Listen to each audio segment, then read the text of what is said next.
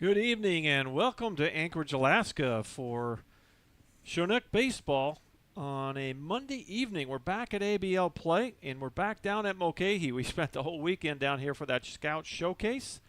The Chinooks are taking their last few warm-ups defensively on the field. We'll have first pitch in a few minutes. This is Dr. John Groth on the pregame show. Got a chance to talk to three different Chinooks before the game. And we'll hear from them, as we will also hear from the pitching coach, Kyle Peets, here in a few minutes. The Chinooks and the Pilots going to do battle here. We are back in ABL play. Chinooks 3-6 on the season, 2-4 in ABL play, and the Pilots 2-5 overall, 2-5 in ABL play. And boy, a beautiful evening for some baseball, as we're back into a routine of that evening baseball. So some of you that are on the East Coast are going to have to stay up a little bit longer.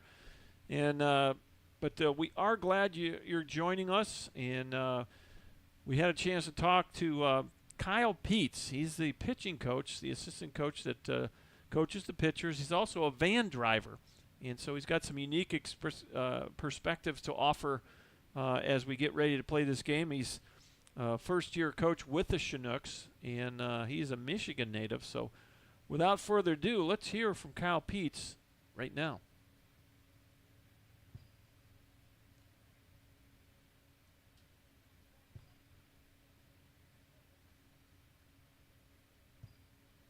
All right, we're on the field here.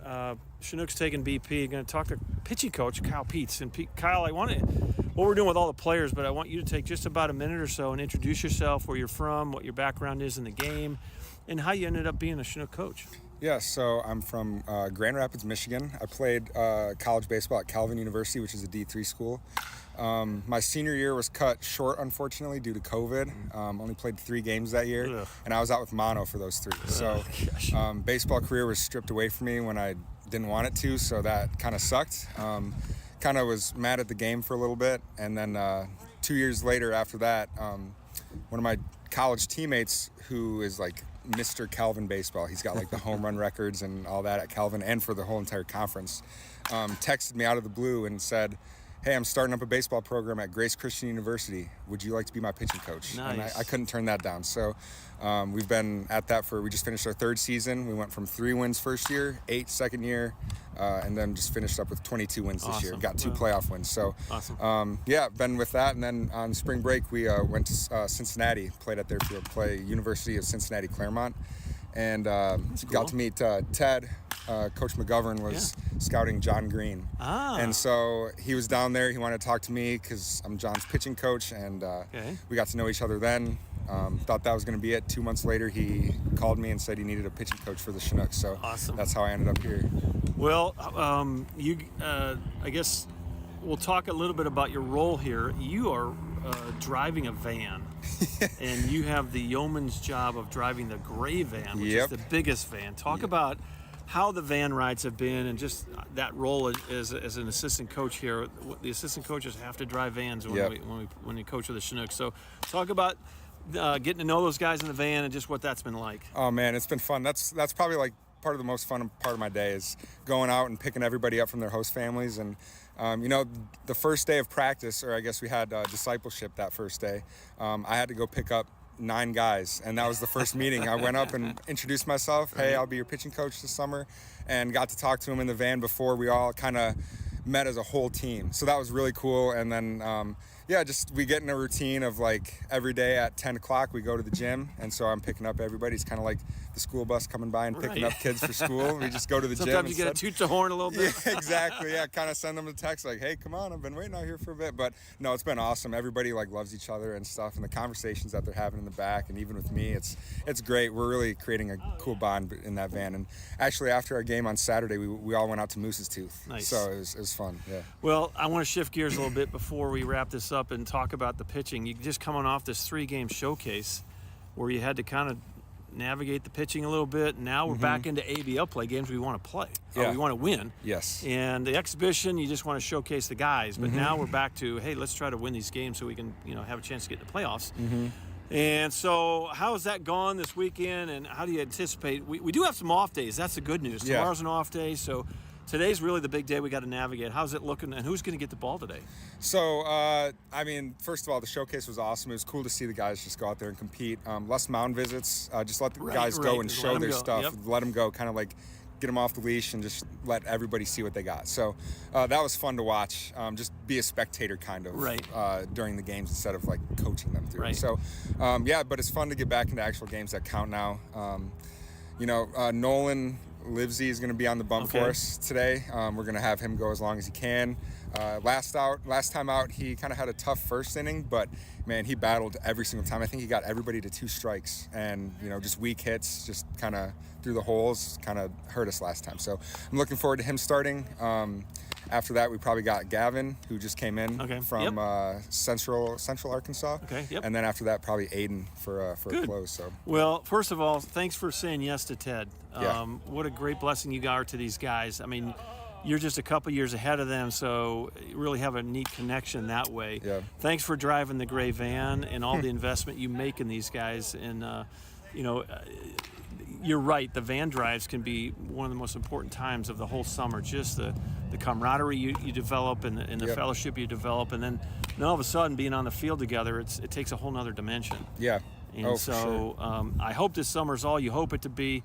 Thanks for pouring into our guys, and thanks for pouring into our pitchers. I've noticed what you're doing pre and post game with these pitchers, and they won't forget that either. So thanks for pouring into them as well. Of course, it's fun. I love doing it. Thank you. All right. Appreciate Kyle Pete's time talking outside the batting cage a little earlier. We'll hear from 3 Chinooks tonight on our in-game interviews as we try to work our way through this roster before we take off for Xenia.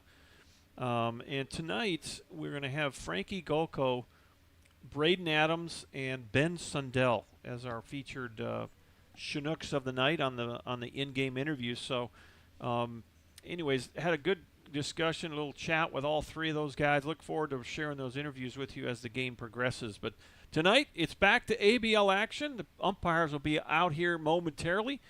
We'll take a little bit of a break as the games, just as an FYI, when we play the Pilots on the away games, for whatever reason, I think it's due to maybe some sponsorship issues and some radio commitments, the games will not start until 6:10. So they go a little bit later because I think they probably run the local or the national news feeds at 6, and by the time they can get the Pilot game on, it's 6:10. So we'll be on the air, and when those umpires come back out to home plate and we go over the ground rules, we see those coaches meeting at home plate, then we'll come back on and give you the starting lineups. But glad you're with us on a Monday night. Beautiful night here in Anchorage. We've had a nice stretch of weather, and boy, it's we aren't taking that for granted at all. We've had some wet weather early on, and now we got a nice stretch of nice weather, so we'll be thankful for that as well. So we'll be back in just a few minutes.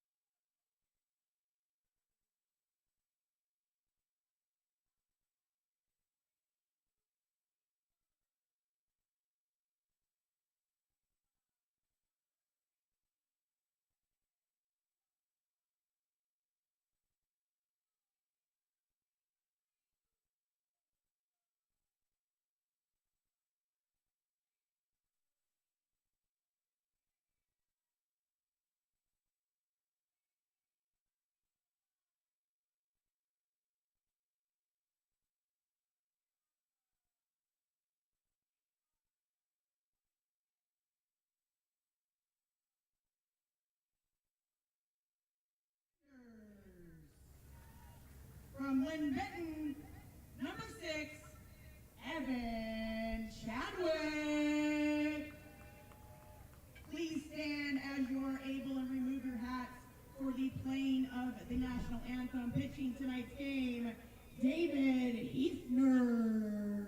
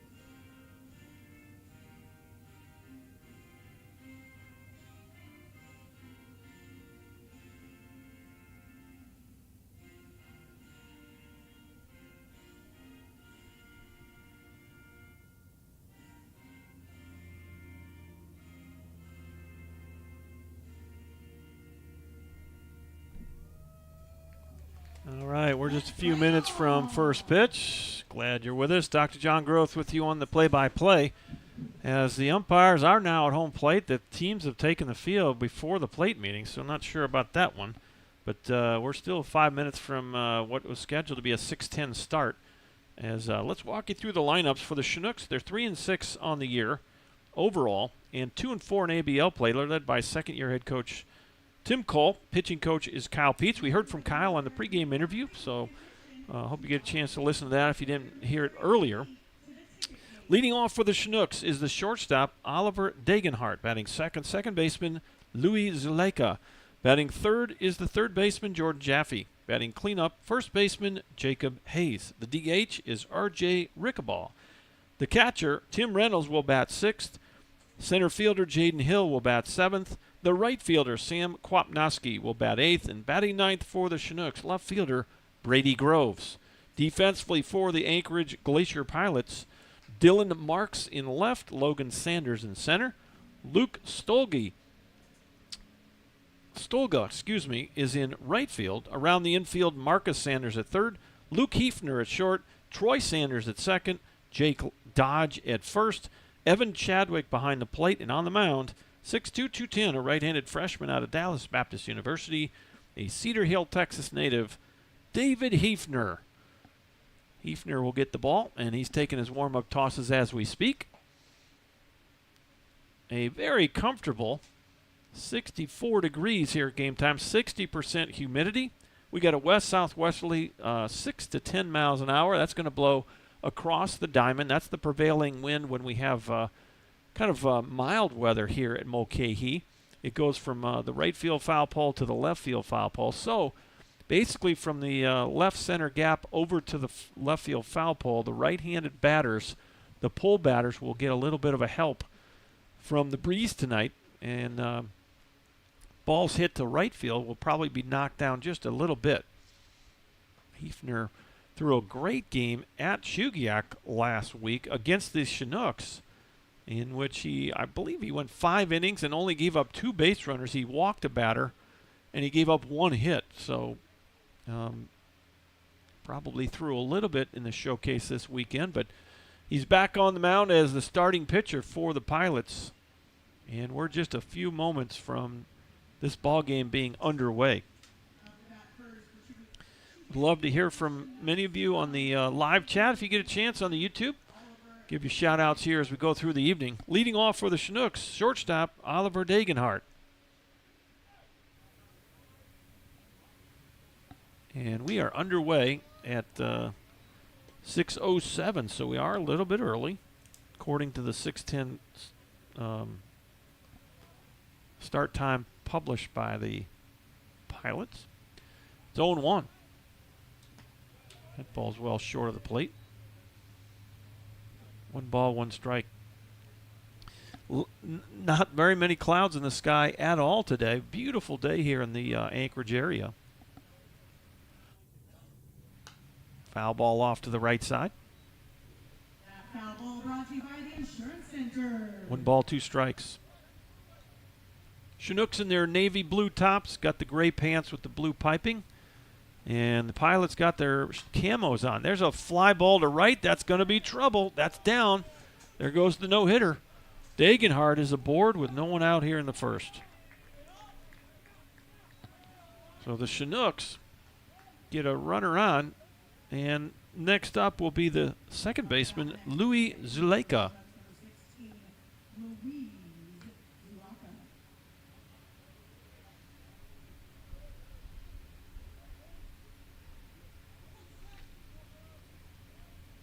We'll see if Degenhardt decides to be aggressive here in the early going. And there's a ball in the dirt. Wild pitch. Doesn't matter. Now he gets there without having to worry about stealing. That was a ball that hit the dirt before Chadwick could block it. It bounced away far enough, and a really nice read by Degenhardt. And very quickly now he's at second with no one out.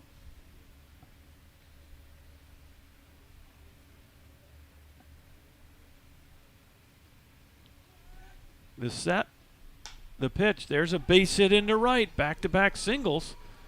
And the Chinooks have something going here as Degenhardt singles and Louis Zuleika singles. Over to third goes Oliver. Here's Jordan Jaffe.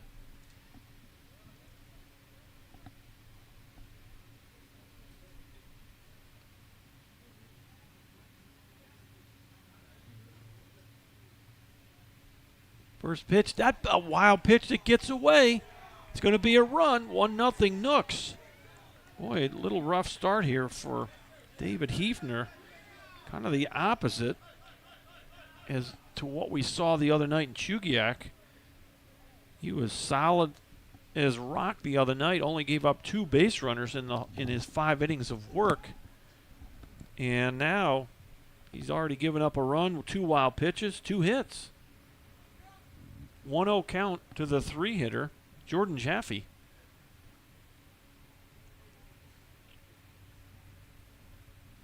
The kick and the delivery, it's going to miss low. 2 balls, no strikes. Well, the Chinooks already have doubled their hit count from yesterday. Yesterday. Fly ball center field. This should be caught. And easy catch out there for Logan Sanders, and there's 1 away.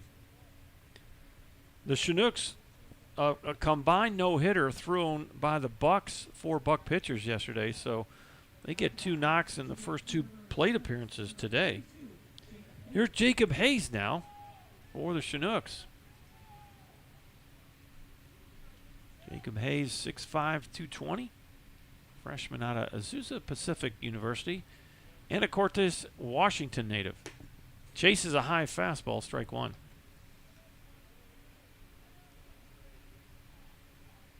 Well, the Chinooks are currently in 3rd place in the ABL, and right behind them are the Pilots in 4th. The 0-1, swing and a miss. Looked like a slider that kind of backed up a little bit on Hefner. And Hayes now in a hole, 0-2. Out at second is Zuleika. There's the pitch. Swing and a miss. That was a good one. Had a little downward turn to it. First strikeout of the night for David Hefner. And there's 2 away. Here's R.J. Rickabaugh, the designated hitter tonight for the Chinooks. And he'll step in from the left side. 1-0 Nooks, and again, I don't believe, I'll double check here, I don't think the Pilots are live statting this. And, well, they might be. Let's see here. Today is the 17th. Well, what did we just have, a balk? think we just had a balk. I'm looking at the computer screen here. So Louis will go over to third base on the balk. And it's a no pitch. Breaking pitch catches the outside half of the plate, 0-1.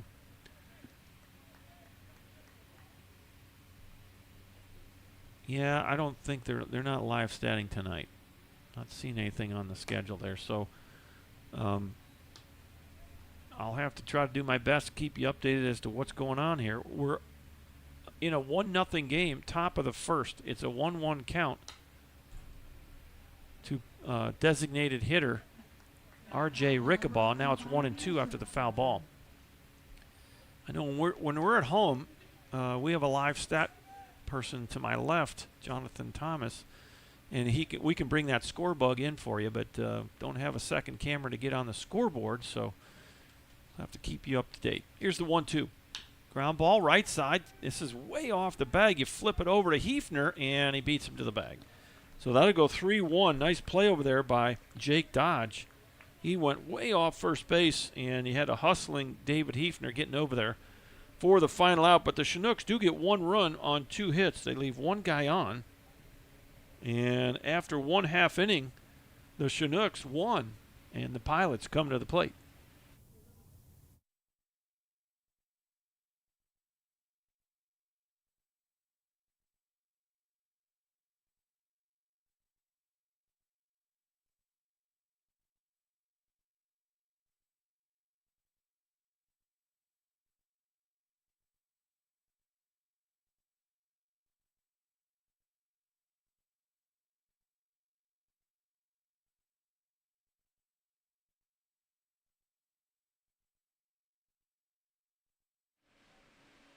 All right, let's walk you through the lineups. The lineup for the Pilots. Pilots are 2-5 overall. 2-5. I don't think that's right. They just didn't document what they did in the showcase. 2-5 in ABL play. They're led by first-year head coach Rich Price, former longtime coach of the Kansas Jayhawks. 581 games won for Kansas, and assisted by Tim Massey and Jordan Brink. Here's the lineup that Coach Price has put down for tonight's game with the Chinooks. Leading off is the center fielder Logan Sanders. Batting second, shortstop Luke Hefner. Batting third is the left fielder Dylan Marks. Luke Stogel is the right fielder. He'll bat cleanup. Batting fifth, designated hitter Brendan Shanahan. Batting sixth, second baseman Troy Sanders. Batting seventh is the first baseman Jake Dodge. Batting eighth, the third baseman Marcus Sanders, and batting ninth for the Pilots, catcher Evan Chadwick. Defensively for your Chinooks, Brady Groves out in left, Jaden Hill in center, Sam Kopnowski in right field. Around the infield, it's Jordan Jaffe at third, Oliver Dagenhart at short, Louis Zuleika at second, and Jacob Hayes at first. Behind the plate, it's Tim Reynolds, and on the mound, 6'2", 185, a left-handed sophomore from Metro State University in Denver, Nolan Livesey. Livesey, an Englewood, California native, and he will face Logan Sanders to lead things off. Here in the bottom of the first inning, 1-0 Chinooks. First pitch, called a strike, fastball. Well, we got 3 Sanders brothers in the lineup and 2 Hefner brothers. So 5 of the 9 batters are connected to one another in some way or another. Logan Sanders, 6'1", 185, a junior from Southern University. He's a Tucson, Arizona native. The 0-2. Off the plate. 1 ball, 2 strikes. Well, we're going to hear from some Chinooks tonight on the in-game interviews. Try to keep those going. Swing and a miss on a ball in the dirt. And Sanders will pick it up and throw down to first for out number 1. So nicely done there by Tim Reynolds, keeping that ball in front of him. Again, there's another play that doesn't get in the box score that I think should on a strikeout. He will get an assist on that because he had to throw it down to first base, and sure as anything, Jacob Hayes will get an assist. But block third strikes. There's a line drive to right, but right at Kwapnowski for out number 2. That's Luke Hefner for the first time. So L9 if you're scoring at the house. Barreled that one up nicely, but hit it right to Sam Kwapnowski in right field. 2 up, 2 down. Here's Dylan Marks, the left fielder. Dylan Marks, 5'11", 165, a freshman from Feather River Junior College. He's a Sitka, Alaska native. So this is a homegrown product right here. Dylan Marks starting in left field tonight for the Pilots. The 1-0 in there for a strike. 1 ball, 1 strike. 2 outs, nobody aboard. Bottom of first. We're playing a real baseball game tonight. 9 innings. Played 7-inning games for the showcase this weekend. We're back to real baseball. Boy, that ball's way short. About a 55-foot, I don't know what kind of pitch it was. I think it got Mr. Umpire because he's walking this thing off. And this might be the same umpire that got drilled last week in the right hand. We had an umpire get nailed in the hand last week. And I think it might be this fella.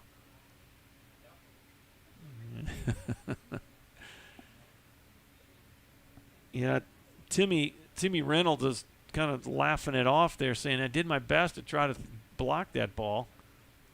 And those catchers and those umpires got that relationship with all that gear on, and they take a beating back there. He's going to be okay, and he's pointing to the stands. As I think Tim and Colonel Ted probably giving him a razzing. Pretty sure he's the guy that got one in the hand the other day. And he's going to be okay. So 2 balls and a strike. 2 outs, nobody aboard, bottom of the first. Ground ball up the middle. This will be Louie on the knee. Nice play. Louie Zuleika sliding to a knee, throwing over to Jacob Hayes, and it's a 1-2-3 first inning for Nolan Livesey. So the Chinooks will take a 1-0 lead as we come back in the second inning. We'll be back in just a minute.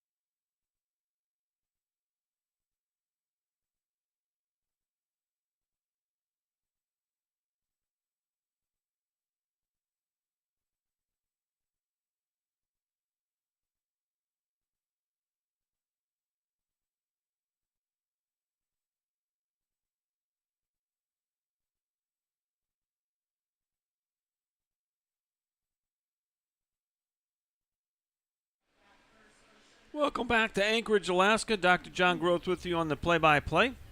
And for the Chinooks, this is Tim Reynolds, the catcher. First pitch swinging, fouls it off. Strike 1. 1-0. Chugiak, Eagle River leading the Anchorage Glacier Pilots on a really nice Monday evening. 0-1 pitch, got in on him and couldn't get the barrel there in time. It's 0-2.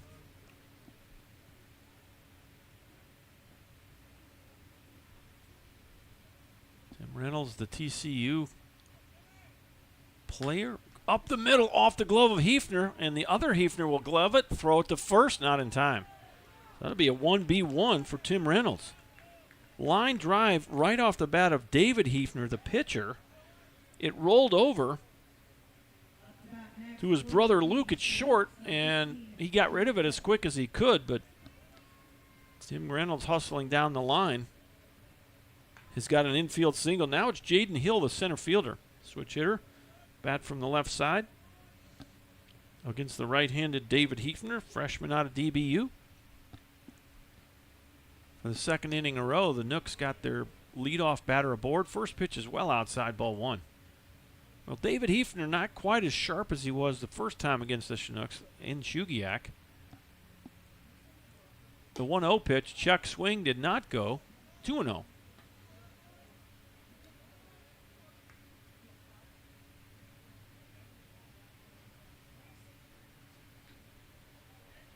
One 2-0 for the Chinooks, 0-0 for the Pilots. And swinging a foul right here at home plate. And we'll do it again.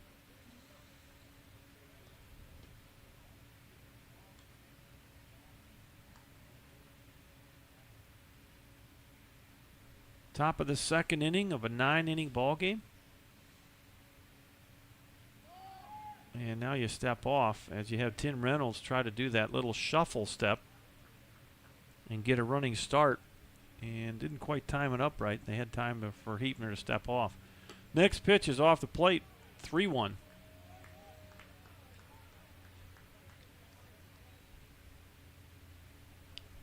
One on, nobody out.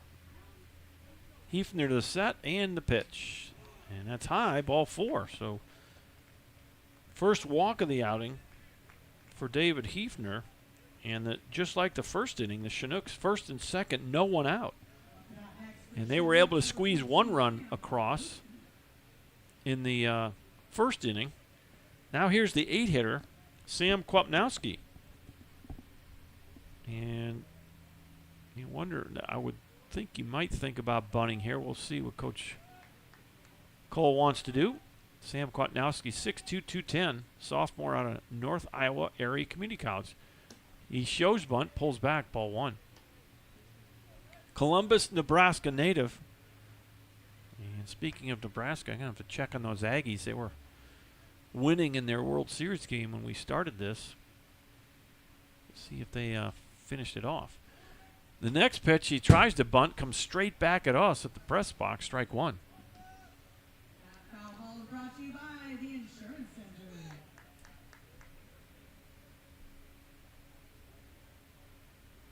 Nebraska, I have to check on those Aggies. They were winning in their... The 1-1 pitched, and that's fouled off. So now it's 1-2. All right, we got Jay Lester checking in from Xenia, Ohio. And there's my wife. Bring me my grape juice. Thanks for bringing it, honey. 1 ball, 2 strikes, nobody out, 2 aboard. We're in the second inning. Chinooks lead at 1-0. Another ball gets to the net, and the runners will advance. So David Hefner not nearly as sharp as he was last time. That's his third wild pitch in 2 innings. And the Nooks have a great opportunity here, already up 1-0, with Sam Kwapnowski, the 8-hitter, a chance now to drive in 2 and 3 more. A 2-2 count. Infield now pulled way in for the Pilots. The set and the pitch. Fouled off. He went down and spoiled a good off-speed pitch down low. He'll get another opportunity with a 2-2 count. Well, that infield is way in, so all you got to do is find a hole there. The 2-2. Fly ball. This will be long enough to score at least 1 run. As the center fielder, Sanders, drifts over, makes the catch. He'll throw to third, but it won't be in time to get Jaden Hill. So a sac fly, and it's 2-0 Chinooks. F8 if you're scoring at the house, sacrifice, and an RBI for Sam Kwapnowski. Runner at third, 1 out for the 9-hitter, Brady Groves. Brady Groves, Oberlin College Yeoman. He's wearing the best number out here. 6 foot, 195, freshman from Oberlin. And he is a Youngsville, North Carolina native. That ball almost got away far enough to score another run. Infield playing way in again. 2-0 Chinooks, a 1-0 count on Brady Groves. Hefner the set and the 1-0. Had a notion, held up 2-0. So David Hefner not nearly as sharp as he was in Shugiak last week. Kind of battling through. The 2-0. Fouled off. 2 balls, 1 strike. Well, with 1 out, fly ball will get the job done. you got holes all over that infield, so he still got another pitch to deal with here. So I think you try to get something to the outfield at this point. 2-1 pitch. And another wild pitch, and really a nice block there by Evan Chadwick, the catcher. Saved a run. 3 balls and a strike to Brady Groves. 1 out, 2-0 Nooks. And he takes a whack at a pitch, fouls it off to the right side, and it's a full count. Well, leadoff hitter Oliver Dagenhart waits on deck for the Chinooks. Hefner the set and the payoff. Ground ball right side through the hole. And the good piece of hitting by Brady Groves is 3-0 Chinooks. Really nice job there. That was a fastball away. RBI single for the Chinook left fielder. And it's a 3-0 lead, and there's still only 1 out. Back to the top you go. Oliver Dagenhart will bat for the second time in as many innings. First pitch to Dagenhart off the plate, ball 1. Well, I tell you what, David Hefner went 5 solid innings and only allowed 2 base runners in Chugiak, and it's a different story tonight.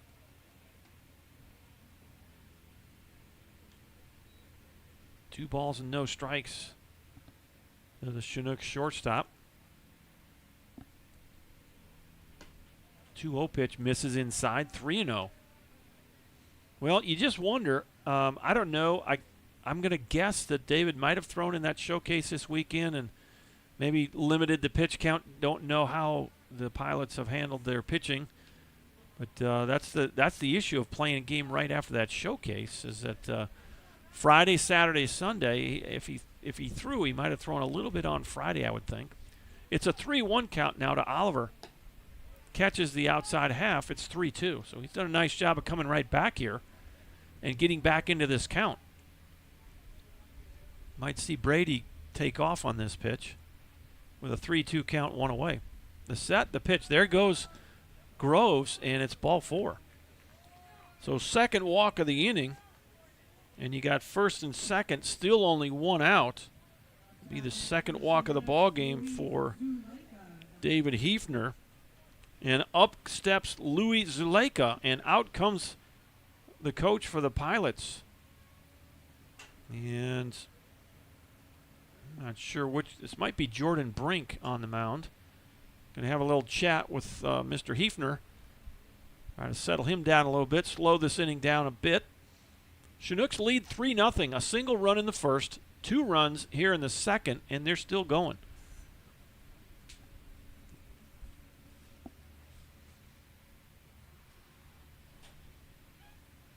Well, coach has had his say.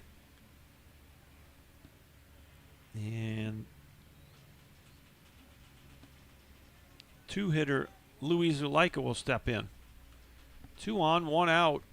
I used to like thinking about, and I don't know if you do it here, but I used to like thinking about a drag bunt here. With 1 out. Perfect or foul. First pitch. Off the plate, ball 1. And you may not do it with a guy who's struggling with his command. So probably not the best situation to do a drag bunt. But when you got a guy that's throwing a lot more strikes, moves the runners. If you get a hit, you got bases loaded. If you don't, you got second and third with 2 outs. Foul tip. Louis takes a healthy rip there. It's 1-1. If you got someone at the plate that can handle the bat a little bit as a drag bunter, it's a weapon. And many times I've seen that kind of play kind of create a big inning. You get bases loaded and still only 1 out. David Hefner's been out there for a while. Here's the 1-1. Look out. He just does not look comfortable and does not have the same kind of command that he had in Chugiak. And so now he'll work to Louis Zuleika with a 2-1 count. The set and the pitch. Ground ball, this could be 2. 4, 6, and 3. Double play, inning over. That's just what the Pilots needed. And Zulaika grounds into an inning-ending 4-6-3 double play. That goes Sanders to Hefner to Dodge.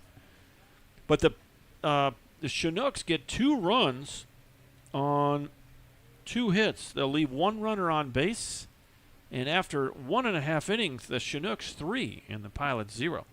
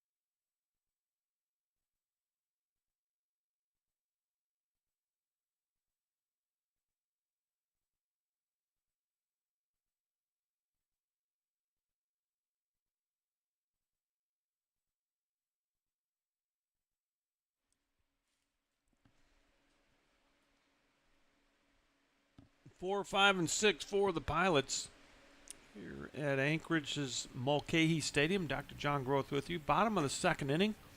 Chinooks lead this game 3-0. First pitch to Luke Stolga is going to miss for ball 1. Luke Stolga, an outfielder, 200 pounds, a freshman, a little looper into right. There's a base hit. And there goes the no-hitter. So 1B9 for Luke. Stolga, Illinois State University product and a native of Tinley Park, Illinois. He's at first base. Nobody out. Here's Brendan Shanahan, the designated hitter. First time tonight. Well, we'll see how the Chinooks do with a lead. I don't think they've been ahead too much early in games this summer. So we'll see. See if they can play a little add-on baseball and continue to keep the pressure on the Glacier Pilots. First pitch misses. It's 1-0. Brendan Shanahan. Next pitch, thought he went, or he tried to hold up, but his whole body moved. Check that a little bit. I'm not going to check it. Shanahan, 6'1", 200, a freshman from Fresno State University. He's from Temecula, California. The 2-0. Boy, he got jammed, and that ball finds its way through into right field. Boy, you throw behind the runner there, and, well, you weren't on the bag. So Kwapnowski came up throwing, but Degenhart was not on the bag. So back-to-back singles to right field for the Pilots. 2 on, nobody out for Troy Sanders. Sanders first at bat tonight. Troy Sanders, 6 foot 175, a freshman from Grand Canyon University. One of 3 Sanders brothers starting tonight for the Pilots. 3 Sanders brothers and 2 Hefner brothers in the lineup as starters for the Pilots.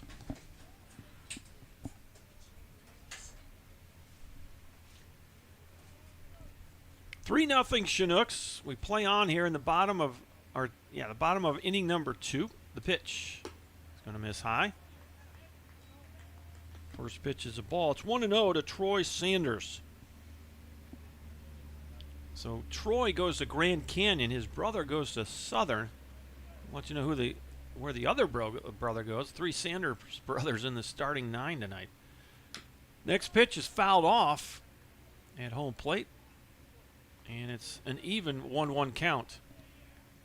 Nolan Livesey, the starting pitcher, 6'2", 185, the left-handed sophomore from Metro State University out of Denver.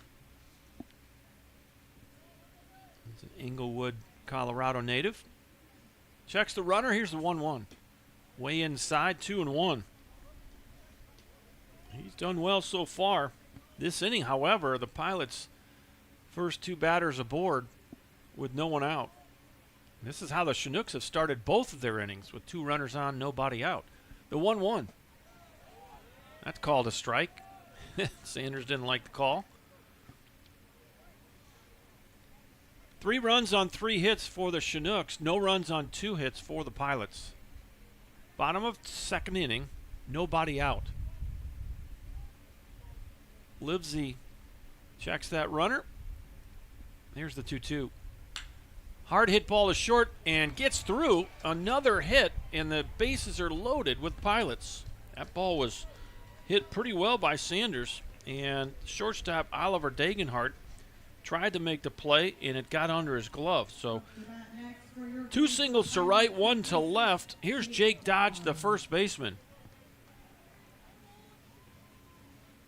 Jake Dodge, 6'4", 215, a sophomore from UC Santa Barbara. Jefferson, Oregon native. And Livesey now, bases full, nobody out. He's got a 3-run lead. Well, you'd love to see a strikeout or an infield pop-up here. Boy, defensive swing on a high fastball. We'll take that every time. Strike 1. Really aggressive approach there. He was maybe swinging at anything that was straight, and it was like a chest-high fastball inside, and got a piece of it for strike 1. Left on left matchup. Here's the pitch. Way outside. He yanked it. And it's 1-1. So we're at the 7th position here in the lineup for the Pilots. Next pitch. That's inside. Almost got him. Tim Reynolds does a good job of keeping that thing right near the plate. 2 balls and a strike to the 7-hitter, Jake Dodge.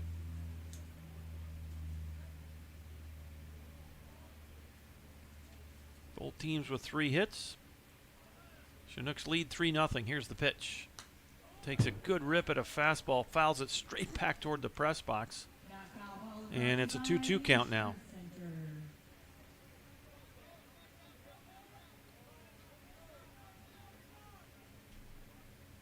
Nolan Livesey would love a strikeout right here.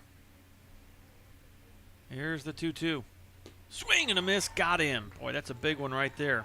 Now, double play ends the inning. Really nice job. Good breaking ball by Livesey. Had some good 2-plane movement. And that's your first out of the inning. That's the 2nd strikeout for Livesey. Now it's the 8-hitter, Marcus Sanders. And Marcus Sanders, 6'1", 175, a junior, and he's also at Southern. So we got 2 Sanders brothers at Southern, and the other one's elsewhere. I forgot where he was going. First pitch is fouled off, and it's strike 1.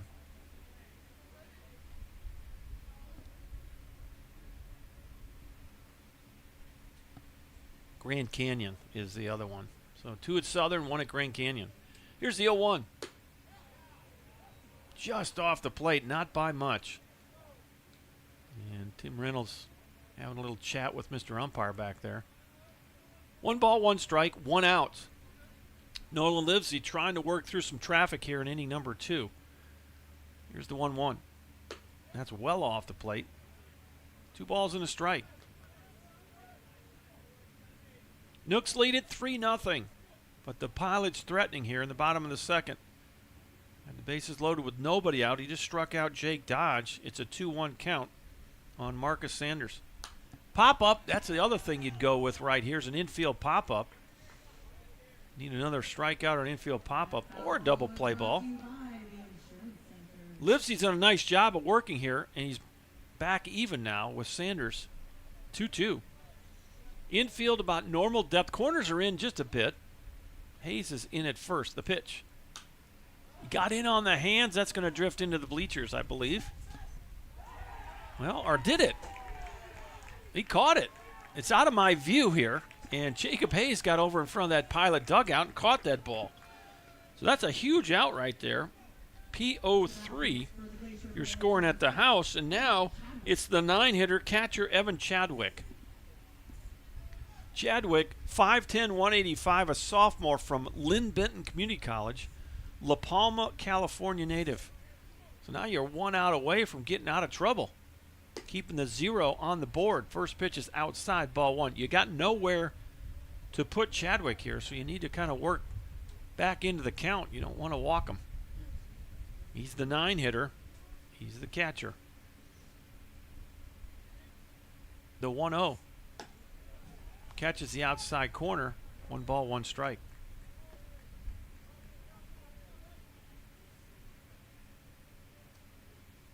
Three nothing Chinooks. 3 Pilots on the bases. They've been on there for 2 outs. The 1-1 inside, 2-1. They had bases loaded, no one out, and Livesey struck out Jake Dodge, and then Marcus Sanders just popped up to Jacob Hayes in front of the Pilot dugout. Here's the 2-1. Boy, just a tick low, maybe. Kind of a tight zone early here for Mr. Umpire. 3-1. You got nowhere to put this 9-hitter.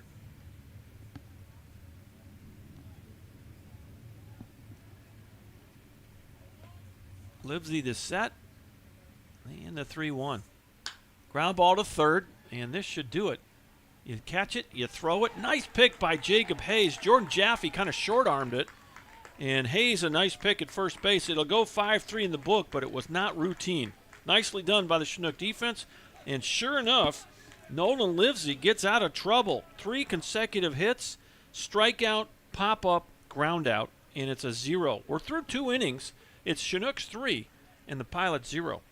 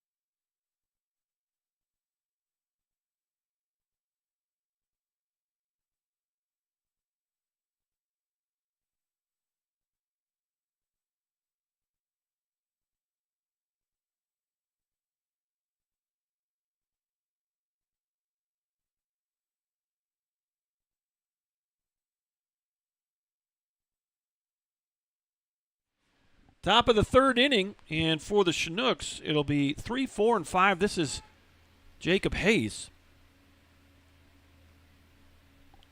And he takes strike 1.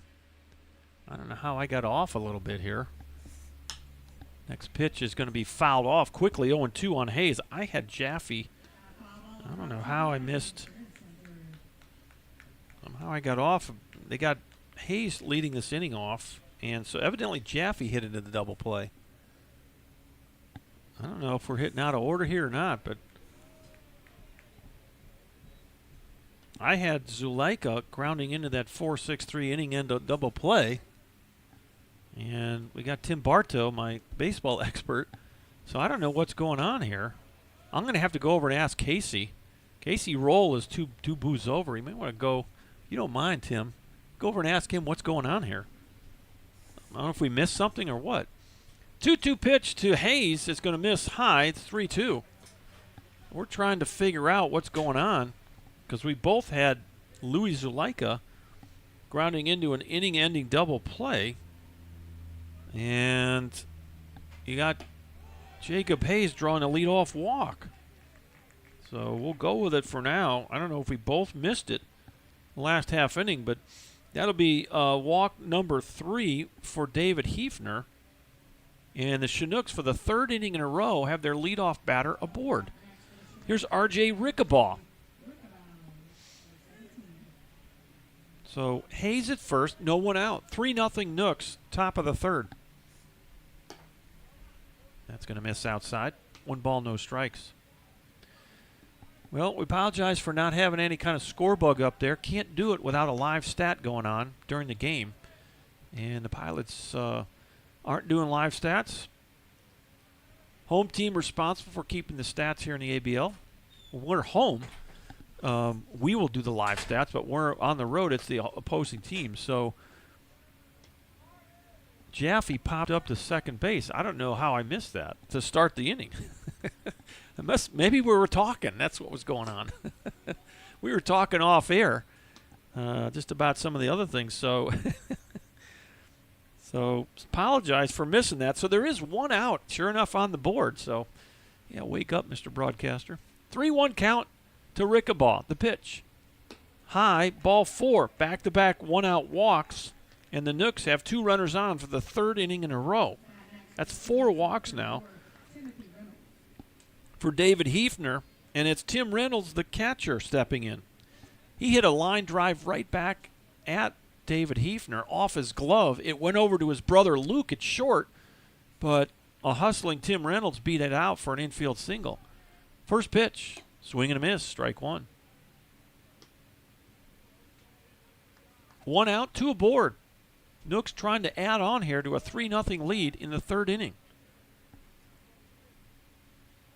Hefner to the set and the 0-1. Just off the plate. Well, I got word that the Aggies won 5-1. They were up 5-0 when I went on the air. We've heard from Mr. Kwapnowski of Columbus, Nebraska. Cheering for the Chinooks. There's a throw back behind the runner, and they got him. Golly, boy, you don't like that. See that. And that is R.J. Rickabaugh getting picked off. So that's a big out right there, and it kind of puts a damper on what could have been a big inning. Now you're 1 out away from getting back in the dugout, and a 1-2 count on Tim Reynolds. So that'll go 2-3 on the pickoff. And now Reynolds in a hole, 1-2. The set, the pitch, and it's not going to get to home plate. Good job by the catcher, Evan Chadwick. Picked that out of the turf. Counts even, 2 balls, 2 strikes, 2 outs. The pitch up the middle. This is a tough play. You got to hurry. And they got him. Nice job there by Troy Sanders. 4-3 if you're scoring at the house. No runs on no hits. You leave 1 runner on base in scoring position. And we're through 2.5 here at Mulcahy Stadium. I'm going to go ahead and play the interview with Frankie Gulko. We got in-game interviews tonight with Frankie Gulko, Braden Adams, and Ben Sundell. Let's hear from Frankie here first. Let me get this teed up and let you hear from Frankie. We talked to him before the game during batting.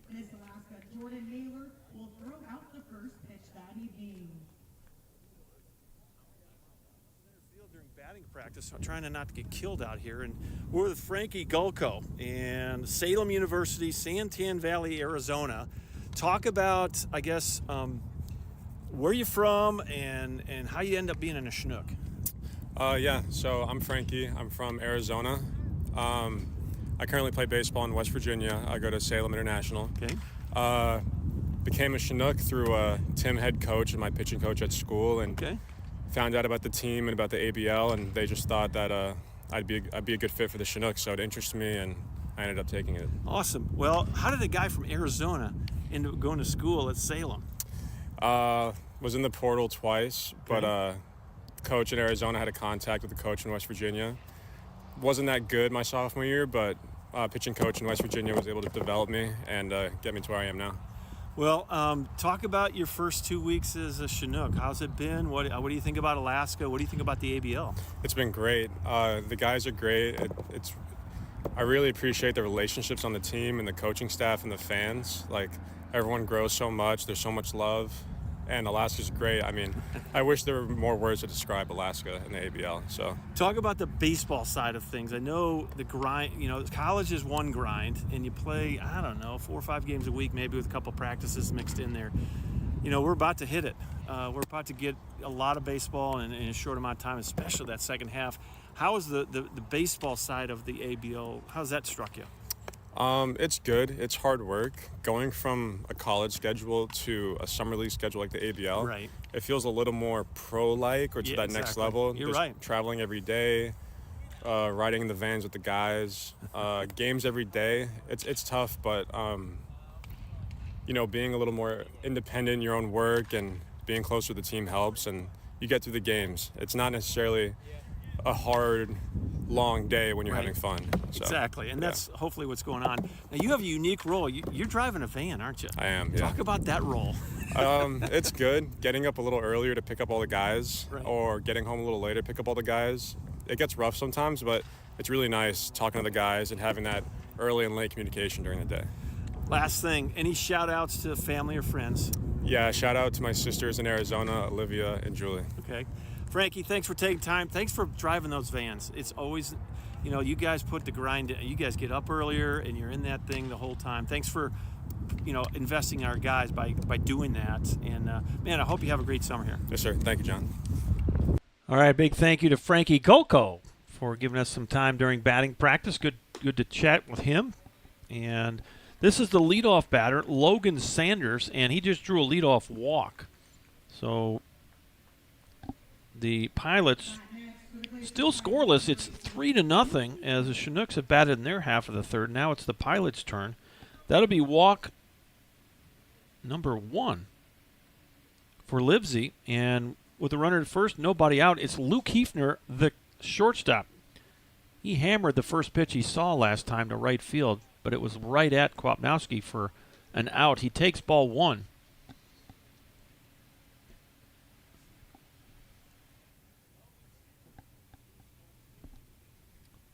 Three runs on 3 hits for the Chinooks. No runs on 3 hits for the Pilots. There's a ground ball. Could be 2. 4, 6, and 3. Got him. Boy, that was a hard-hit ball right at Zuleika. Flips it over to Dagenhart, who relays it on to Hayes. And that's the twin killing you needed right there to eliminate the base runner. 2 out. Nobody aboard for the 3-hitter, Dylan Marks. Dylan Marks grounded out to second his first time up, so he's 0 for 1.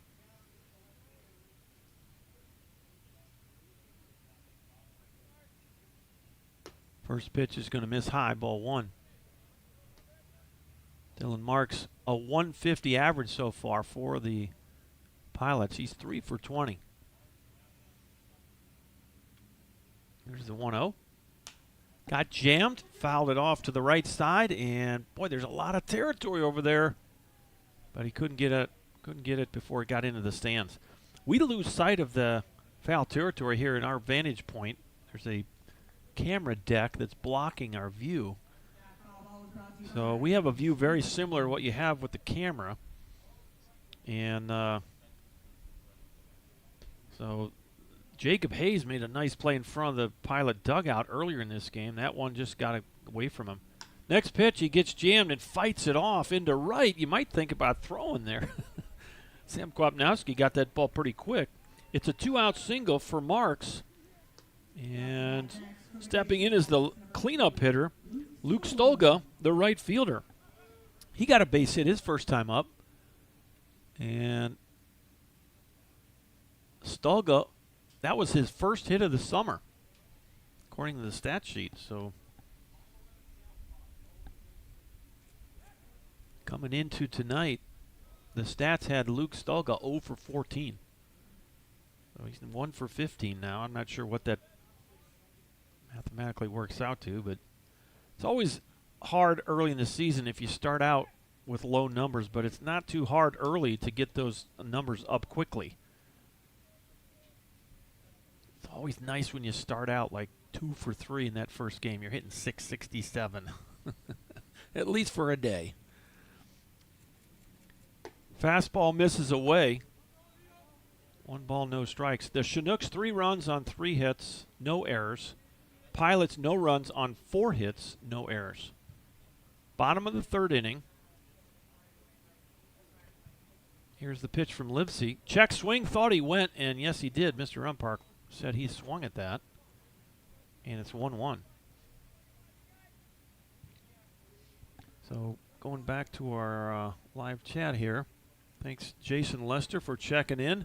Grandma watching from Sun Lakes, Arizona. Gail Solway. Next pitch is going to miss inside. And Shannon Hayes. Okay, she's correcting us. Thank you. Thanks for keeping us on our P's and Q's, Miss Hayes. We were not paying attention. We were talking baseball between innings, and we missed the first batter of the inning. There goes the runner, and it's a wild pitch, but it'll go as a stolen base. Dylan Marks was going on that pitch, and the ball short hopped Timmy Reynolds, and he blocked it, but scooting into second base with a stolen base is Dylan Marks. So you're trying to play a little chip away baseball here. Pilots have the runner steal second. Runner at second, 2 outs. Just missed. Mr. Umpire doesn't get the call, or doesn't give the call to Livesey, and it's a 2-out walk.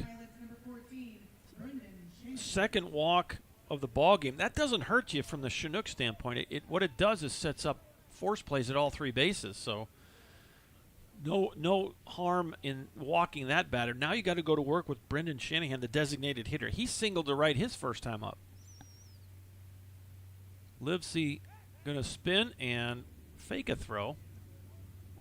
Trying to keep that runner close to the bag. Dylan Marks out at second base. He's a left fielder by trade, so he's probably anxious to try to get a jump here and put the Pilots on the board with 2 outs. There's another flyover. Constant here at Mulcahy. Boy, he got in on the hands with the fastball. It's 0-1. Merrill Field just a few miles away, and I think we're in the landing pattern and the takeoff pattern for that airport. Constantly having these little twin engine, single engine planes fly over Mulcahy. 2 outs, an 0-1 count on Brendan Shanahan. The kick and the pitch. Swing and a miss. Good breaking ball there. 0-2. Shanahan 167 coming in. 3 for 18. Pilots a team average of 158. I'll tell you, in the early season, the pitchers always have the advantage. You'll see those team averages start moving up as the summer progresses. Boy, he's up 0-2, and he threw a breaking ball that he yanked across, and he hit him. And now you got bases full of Pilots for the second time tonight. First hit batter of the game for Livesey. And here's Troy Sanders, base hit to left, and here comes Kyle Peets. Got a chance to talk to Kyle on the pregame interview today. So if you missed that, you can scrub back and listen, or listen on a different day, different time. But good to hear his story of how he got involved with the Chinook baseball program and what his thoughts are and coaching the pitchers here in the ABL. He's out there trying to just slow things down a little bit for Nolan Livesey. Left-handed sophomore from Metro State University out of Denver, Colorado. And everybody will go back to their appointed spots. Mr. Umpire out there to break up the prayer meeting. And stepping in for the Pilots, second baseman Troy Sanders.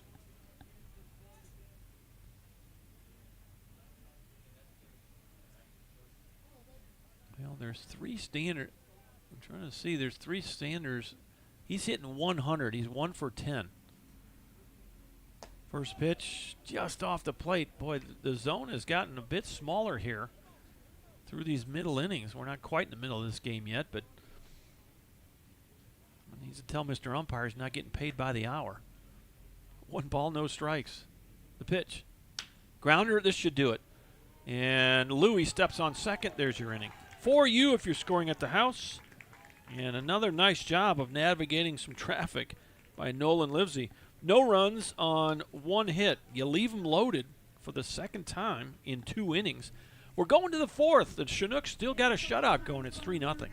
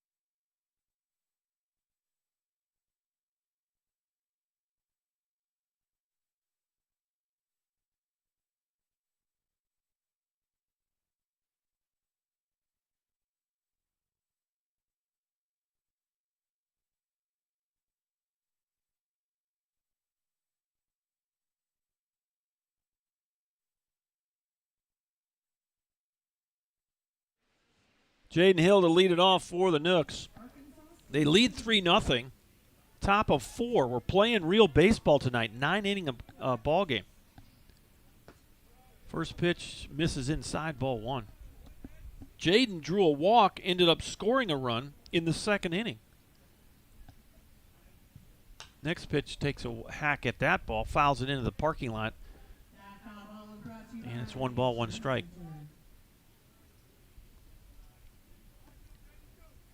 Jaden Hill, a 308 average coming into tonight's ball game. That pitch is going to miss. 2-1. Well, the one game that's not in there yet, as best I know, Tim, is a week ago Saturday, the Pilot game has not been statted. So that was a 6-4 Chinook loss. But 4 runs were scored. Some guys got hits. So some of these numbers will be updated as soon as the Pilots get that game statted. 3-1 count to Hill. Takes another swing at a fastball away, fouls it off. And it's a full count on the Chinook center fielder, Jaden Hill.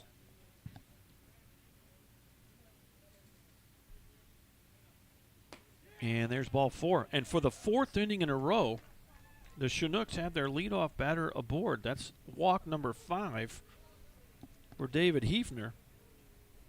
And now it's Sam Kwapnowski. So thanks for all the shout-outs. They're still coming in. Miss Chadwick from sunny California. And I'm going to guess Miss Chadwick is Evan's family from the Pilots. Richard and Marla McManus rooting for the Chinooks. First pitch misses. And it's 1-0 to Sam Kwapnowski. Sack fly to center field his first time up. He's got an RBI tonight. No official at bats. The 1-0 had a notion but held up. 2-0. So the McManuses are watching from Maui. How about that? So appreciate the shout out there.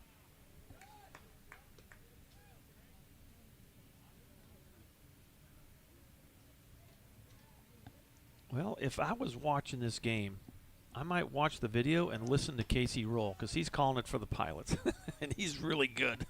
Stolen base there for Jaden Hill. So you got a runner. Oh, I'm sorry, ball 4. I better start paying attention. Back-to-back walks here in the 4th inning. That's 6 walks for David Hefner. And so first and second for the third inning. Look out, he hit him. And boy, Brady tried to get out of the way. He was showing bunt. And he'll run down to first, kind of shake his hand a little bit. He's not happy about that. Not sure where he got it.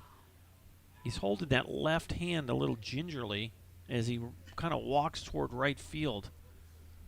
Boy, somebody got, was it Mookie Betts just got hit in the hand? I think he's out for a while. Might have broke his hand for the Dodgers. And Colonel Ted's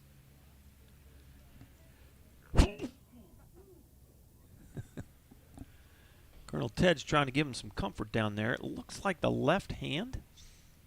And out comes Rich Price. This might be all for David Hefner. As they're going to have a meeting of the minds on the mound for the Pilots. And the Chinooks have them loaded with nobody out. Well, 1-2, 1-2. So for the third inning in 4, the Chinooks, multiple base runners with no one out. 2 walks and a hit batter. And stepping in will be leadoff hitter Oliver Degenhart. They're going to stay with Hefner here. And Degenhart will step in with a big opportunity. 3-0 lead. You'd love to add on here. This is the kind of situation I always kind of struggled a little bit with as a coach. I hated bunting. I don't want to ruin a big inning, but I was always tempted when you had the right people at the plate to maybe safety squeeze here. First pitch is off the plate. Now, the other thing you got to keep in mind is David Hefner struggled with his command all night long, so that's the other thing. You're probably not going to do anything until you get at least a strike. Here's the 1-0. Takes a hit, swing at it, fouled over toward the Pilot dugout, and that's going to get out of play. So it's 1 ball, 1 strike. Nobody out. Chinooks with the bases loaded in a 3-0 lead here in the top of inning number 4.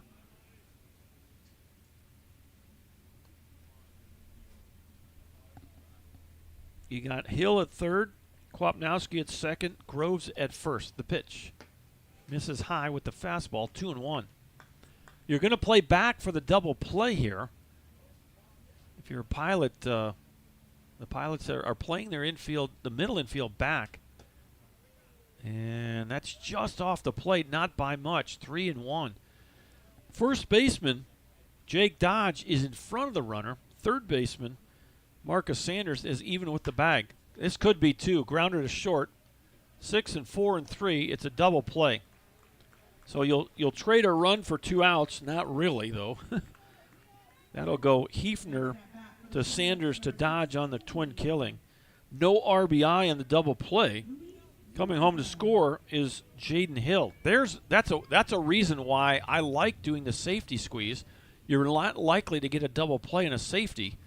And here comes Coach Price, and that'll be all for starter David Hefner. Gets the double play, and we'll let you know who the new pitcher is when we return. The Pilots go to the bullpen. It's 4-0 Chinooks.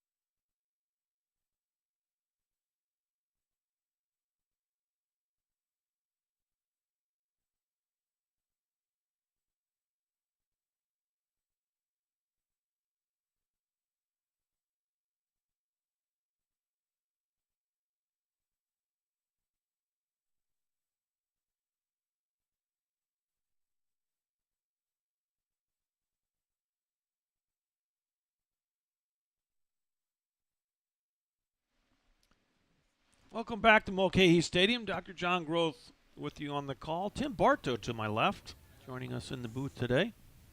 There goes Colonel Ted back down to the first base coach's box. He's got the short sleeve pullover on tonight.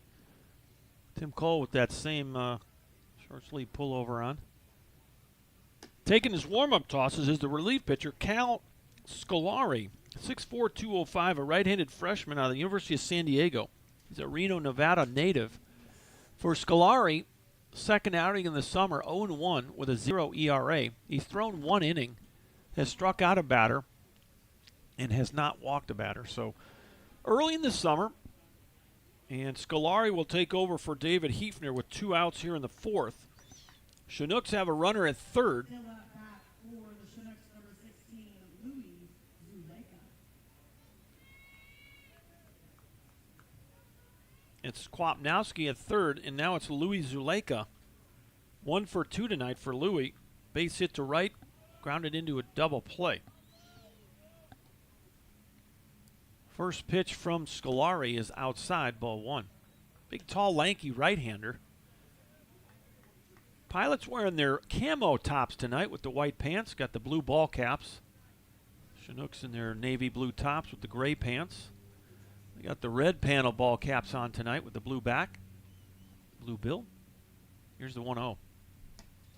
Pretty good spot. Mr. Umpire really tight tonight.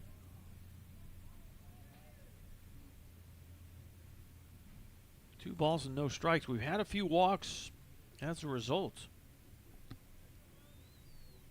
I know David Hefner was not as sharp, so, and that's a solid strike. 2-1. Nolan Livesey has walked just 2 batters, but we've had some pitches that really look pretty solid called balls here in the early going. 2 balls and a strike with 2 outs.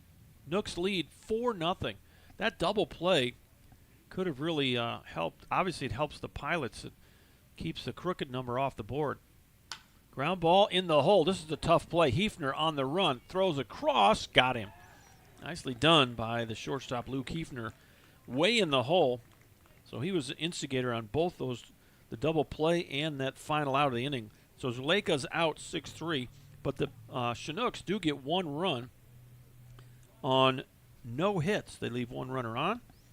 And we're headed to the bottom of the 4th inning. Let's hear from Braden Adams. He was another Chinook that I got to interview before the ball game. And let's hear what Braden had to say on his in-game interview. Turn that volume up. Looking to grill on these sunny days, Mr. Prime Beef, serving Alaskan. Okay, we're outside the screen here behind second. And Braden Adams, Columbia International University, Yes, and a North Carolina native. So Yes, talk sir. about where you're from, introduce yourself a little bit, position, what you do, and how you end up being a Chinook. Okay, yeah, so I'm a pitcher. I just finished my junior year at Columbia International from Indian Trail, North Carolina. Where is that school? South Carolina. Okay. Columbia, South Carolina. So not too far from home. Yeah. No, about an hour and a half from home. I became a Chinook because I played for the Xenia Scouts last year with Athletes in Action. So that Second was year alum. Yeah, Nice. yeah, 2 times with Athletes in Action. I got so to that play was 2 my summers with connection. AA, and they were life-changing. Awesome. Yeah, my dad played 2 summers with Athletes in I Action. got to talk to you about that. I got to Okay. find out what years they were because they probably weren't too far from mine. I don't know. I played in 82 and 83. Okay. So we'll have to chat off the air Yeah. about that a little bit. But talk about your first 2 weeks as a Chinook. Yeah, no, it's been awesome. I love being around. I mean, the best thing is just the teammates, just the community, the fellowship. Like, everybody's awesome. That's the best part, is just being around the guys at the field and in discipleship every day. Well, I know that one of the things that we do that's very unique about our team is we have discipleship. And today happened to be the day you shared your Triple H. Yep. Not going to ask you to go into all of that, but talk about that Triple H time where guys basically share a lot of their life's journey with the rest of the team. Yeah, no, like, it's just an opportunity to be open and honest with all your teammates. It creates, like, much deeper relationships than many other teams. Like, even though we're only together for 2 months, I feel like I know these guys and, like, will know most of them for the rest of my life because of the honesty and vulnerability that we create in that space. So last thing I'll ask you, I guess, before we ask you the shout out, but the baseball side of it. How's your experience been? As a baseball player and just seeing ABL competition. What's that been like? No, it's a competitive league. It's a good league. I'm glad I'm up here because I'm from a much smaller school Right. than most of these guys, so it's kind of fun being the underdog, like whoever I'm facing. That's a cool opportunity, and yeah, it's competitive. It's busy, it's competitive, so it's good. I like it. My experience has been, Braden, the guys that have come up here, when they go back, they're better. Yeah. You're facing pretty good competition up here when you go back, especially if you are from either a smaller school, NAI, D2, D3, whatever. Yeah. The competition level, not only on your own team but against the opponent, it does nothing but take your game to another level. So Right. Last thing is, any shout outs to family or friends? Yeah, shout out to my mom and my dad and my brother and then my dog Ludo. Braden, thanks for your time. I hope this summer goes great for you. Thank you very much. All right, that might be a shout out to their dog, Luda. So thanks for Braden Adams taking some time to talk to me.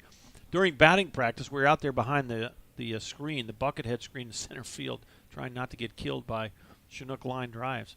A couple of ground ball outs to the Pilot hitters here in inning number 4.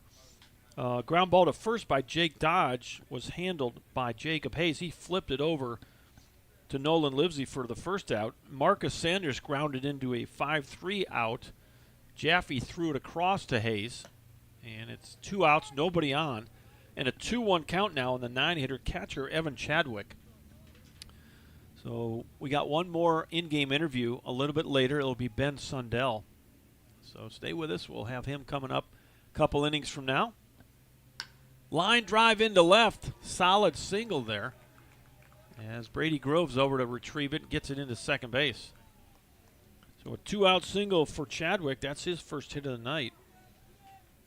And back to the top you go for the third time through. Logan Sanders.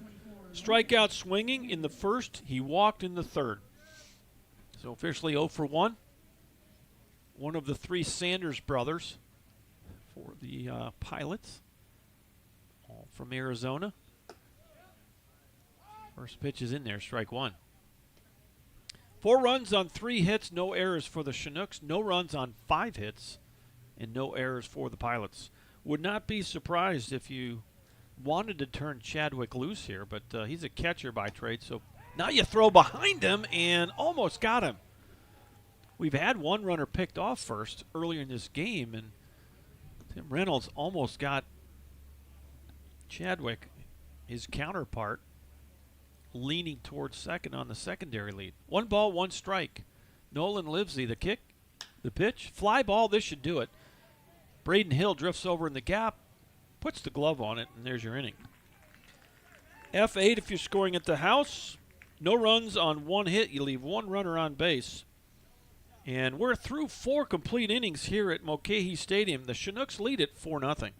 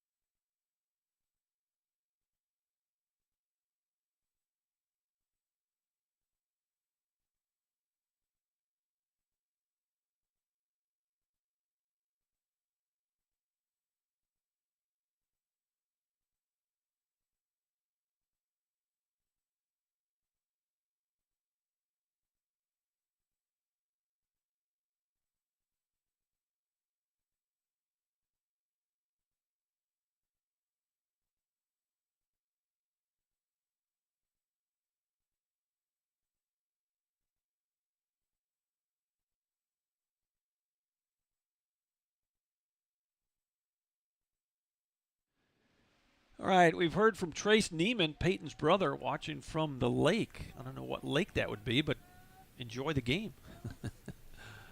First pitch misses low and inside, ball one. This is 3-4-5 for the Nooks. Jordan Jaffe.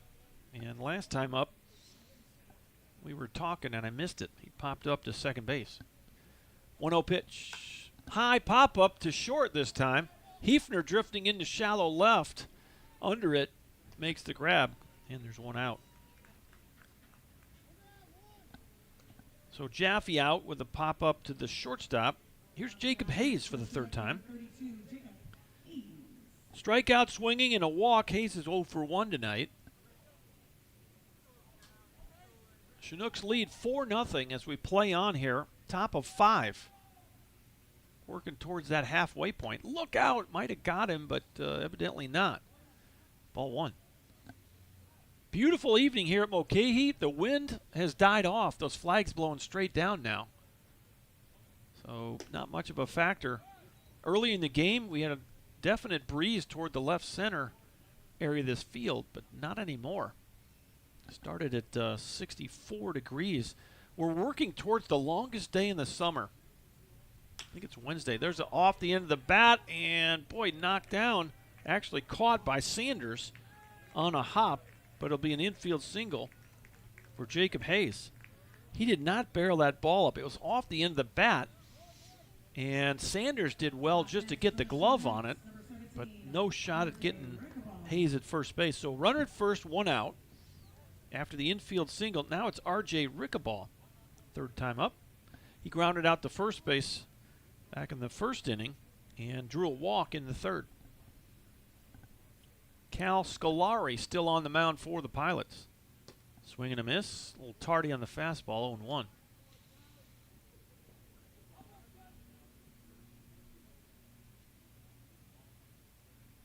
Chinooks have scored in 3 of the 4 innings. 1 in the first, 2 in the second, none in the third, 1 in the fourth.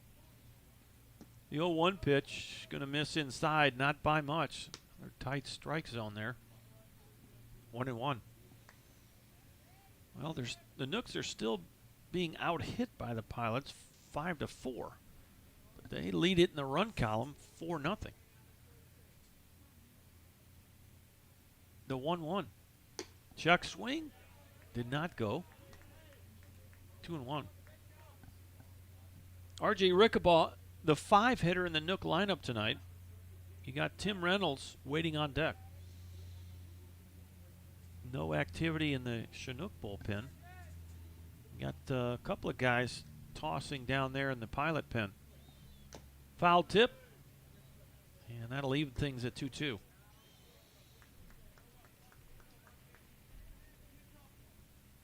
Well, I noticed tonight, Tim, they had a food truck pulled in. No concessions here, but they have a food truck, so I think that's kind of taken the place of the concessionaires tonight. I know our players were hammering that thing after batting practice. 2-2 pitch. Strike 3 called right on the outside corner. Haven't seen too many of those backwards Ks tonight as we talked about the tight zone, but there was one of them. Good solid fastball on the black, and there's 2 outs here in inning number 5. First strikeout of the night for Cal Scolari, and second strikeout for Pilot pitching. David Hefner struck out 1 in his outing tonight. First pitch. Misses inside just by a tick. Tim Reynolds, 1 for 2 tonight for Timmy. Infield single in the second inning, grounded out to second base to end the third inning. He's got Patty McCormick's helmet. It's got that GoPro mount on the top of it. A couple of years ago, we had a Chinook that, and I wasn't a fan of him going to home plate with that thing on the helmet because took some ribbing from the opponent, but he put the GoPro mount on the helmet, and of course he was posting some of those videos later on social media. So kind of a cool perspective, but not sure the opponent loved it, the idea of having an opponent put a GoPro on his. I would have been tempted, Tim, to hit it. Knock it off his helmet. 2 balls and a strike. But Patty was one of if not the most beloved Chinook of all time. 3-year Chinook. And his last game was a tearjerker as we took him out of the inning in the 9th inning out of the field, and he got a round of applause that I'll never forget. 2-1 pitch. Boy, he got fisted. That's right up towards us and just over our heads. We got a little transom above us here, so not impossible for us to get a foul ball in here. But that one traveled just over our heads. Counts even. 2 balls, 2 strikes. 2 outs, a runner at first. Hayes at first. He reached on an infield single, and you might see him start here. Maybe not. Let's see. Not going. And it's another foul ball, this time down the third baseline. Some coaches like to start their runner on a 2-2 pitch. And Jacob, not probably the fastest guy out there, so because you're going to go 3-2. Everybody knows you're going to go 3-2, but sometimes if you sneak him over there with a 2-2, you might get a single and drive him in. Here's the 2-2 pitch. Swing and a miss, got him. Back-to-back strikeouts for Cal Scolari. Gets him out of any trouble. Second strikeout for Scolari, third strikeout for Pilot pitching. No runs on 1 hit. You leave 1 guy on. And the Chinooks have now left 5 on base. All 5, well, no, that wasn't scoring position. So 4 of those 5 have been in scoring position. It's a 0 on the board. We are halfway home here at Mulcahy Stadium. It's the Chinooks 4 and the Pilot 0.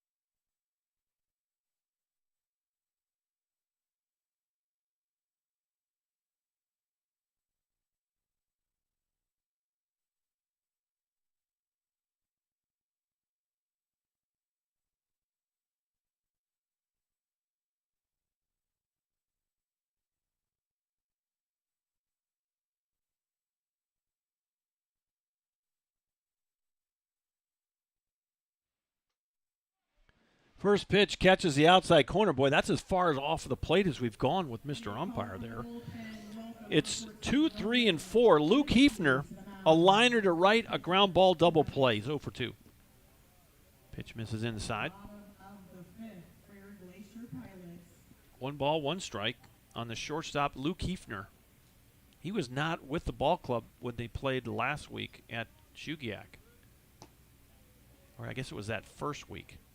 I don't know if it was last week, but Pilots visited Lee Jordan Field, and when his brother David pitched, Luke was not with the club yet. 2-1 pitch. Boy, you got fisted there. That ball's fair, and nobody's running. They're going to step on the bag, and that's an out. And they're going to call him out. I don't know. Luke Hefner says it went off his foot, did not run to first, and third base coach is coming down to ask the question. This is the only thing you can do here is ask, and nobody called this a foul ball. I don't know how you switch this. This is the right thing to do to make sure that everybody has.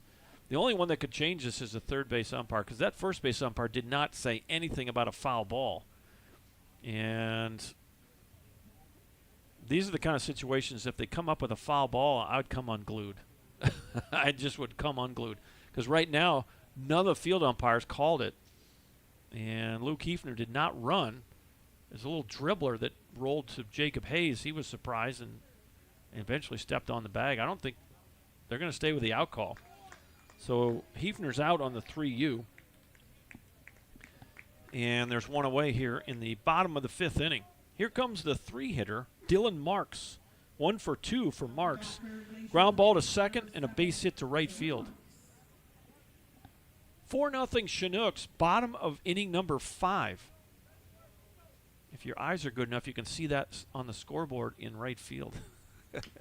Little tapper in front of the plate. Reynolds pounces, throws to first, and boy, good footwork over there by Jacob Hayes, and there's 2 away.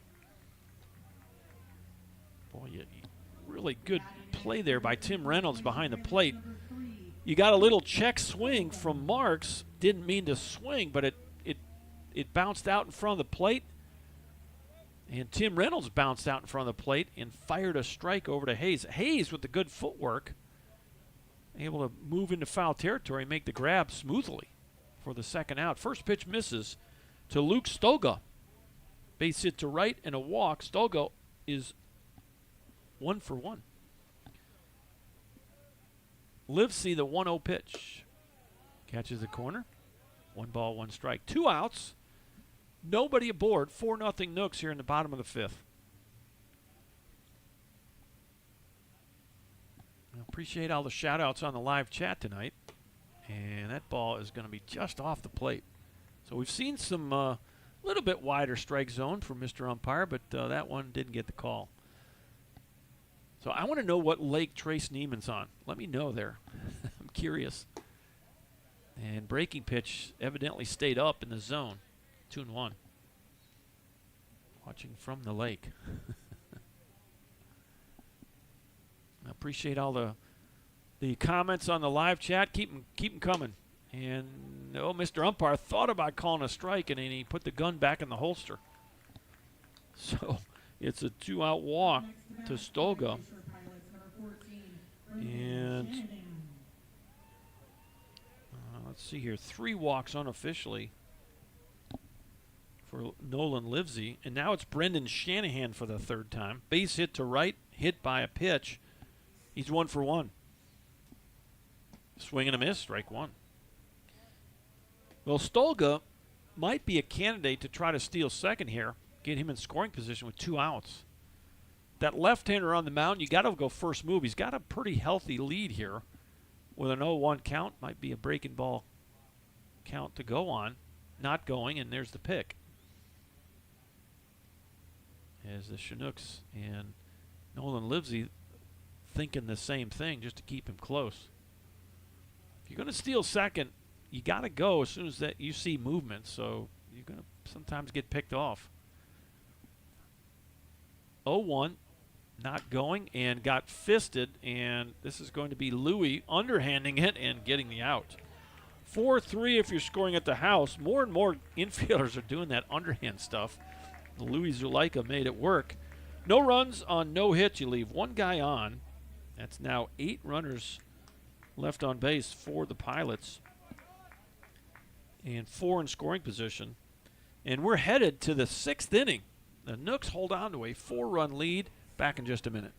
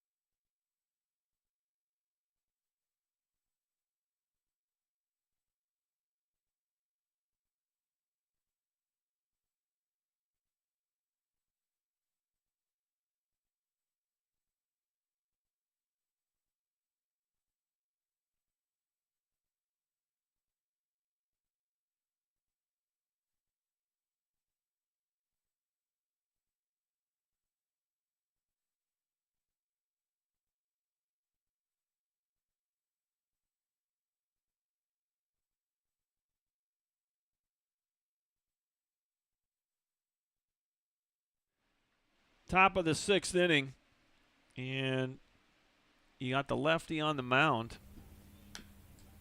Okay, we got a new pitcher, so me and Tim Bartow are chatting it up between innings. And we got a switch hitter flipping over. This is Jaden Hill. He's got 2 walks, so no official at-bats for Jaden. We do have a new pitcher for the Pilots. We'll get you some info on him in a second here. So the new pitcher is Mac Zawistowski. I'll say that 3 times. 6'1", 195, a freshman from Chaminade, Mission Viejo, California native. We saw Zawistowski in Chugiak.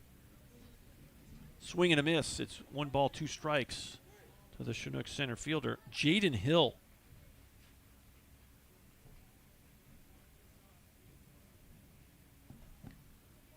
So Mac Zawistowski. 1-2 pitch, had a notion and thought about swinging, held up. They checked it just to be sure. And the first base umpire says no swing. 2 balls, 2 strikes. Nobody on, nobody out. Top of 6. Chinooks lead this game 4-0.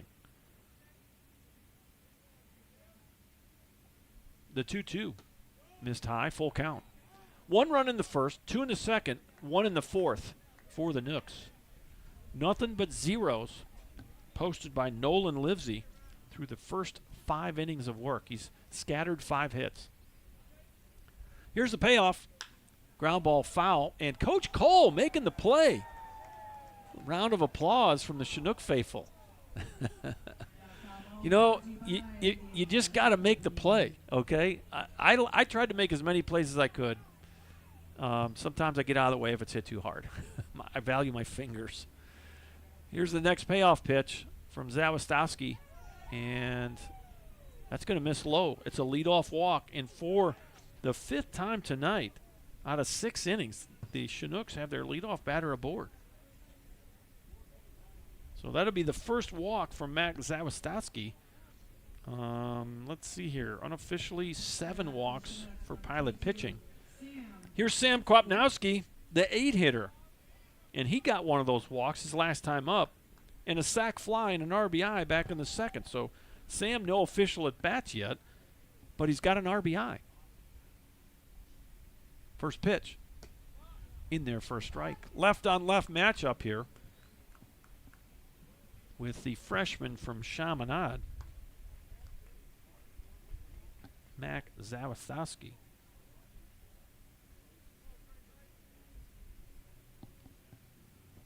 0-1 the count, the pitch. In there for a strike, it's 0-2. Good breaking ball there. So the Pilots have used 3 pitchers in this one. David Hefner started.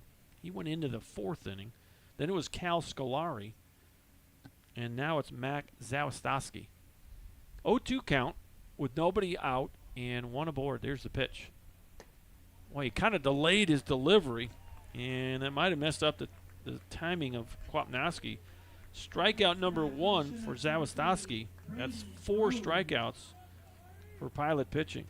1 out, and now it's the 9-hitter Brady Groves. Brady, a RBI single his first time up. He got hit by a pitch his last time up, so he's 1 for 1 tonight. Pretty good lead by Hill over there. Not going. Off the plate, ball 1.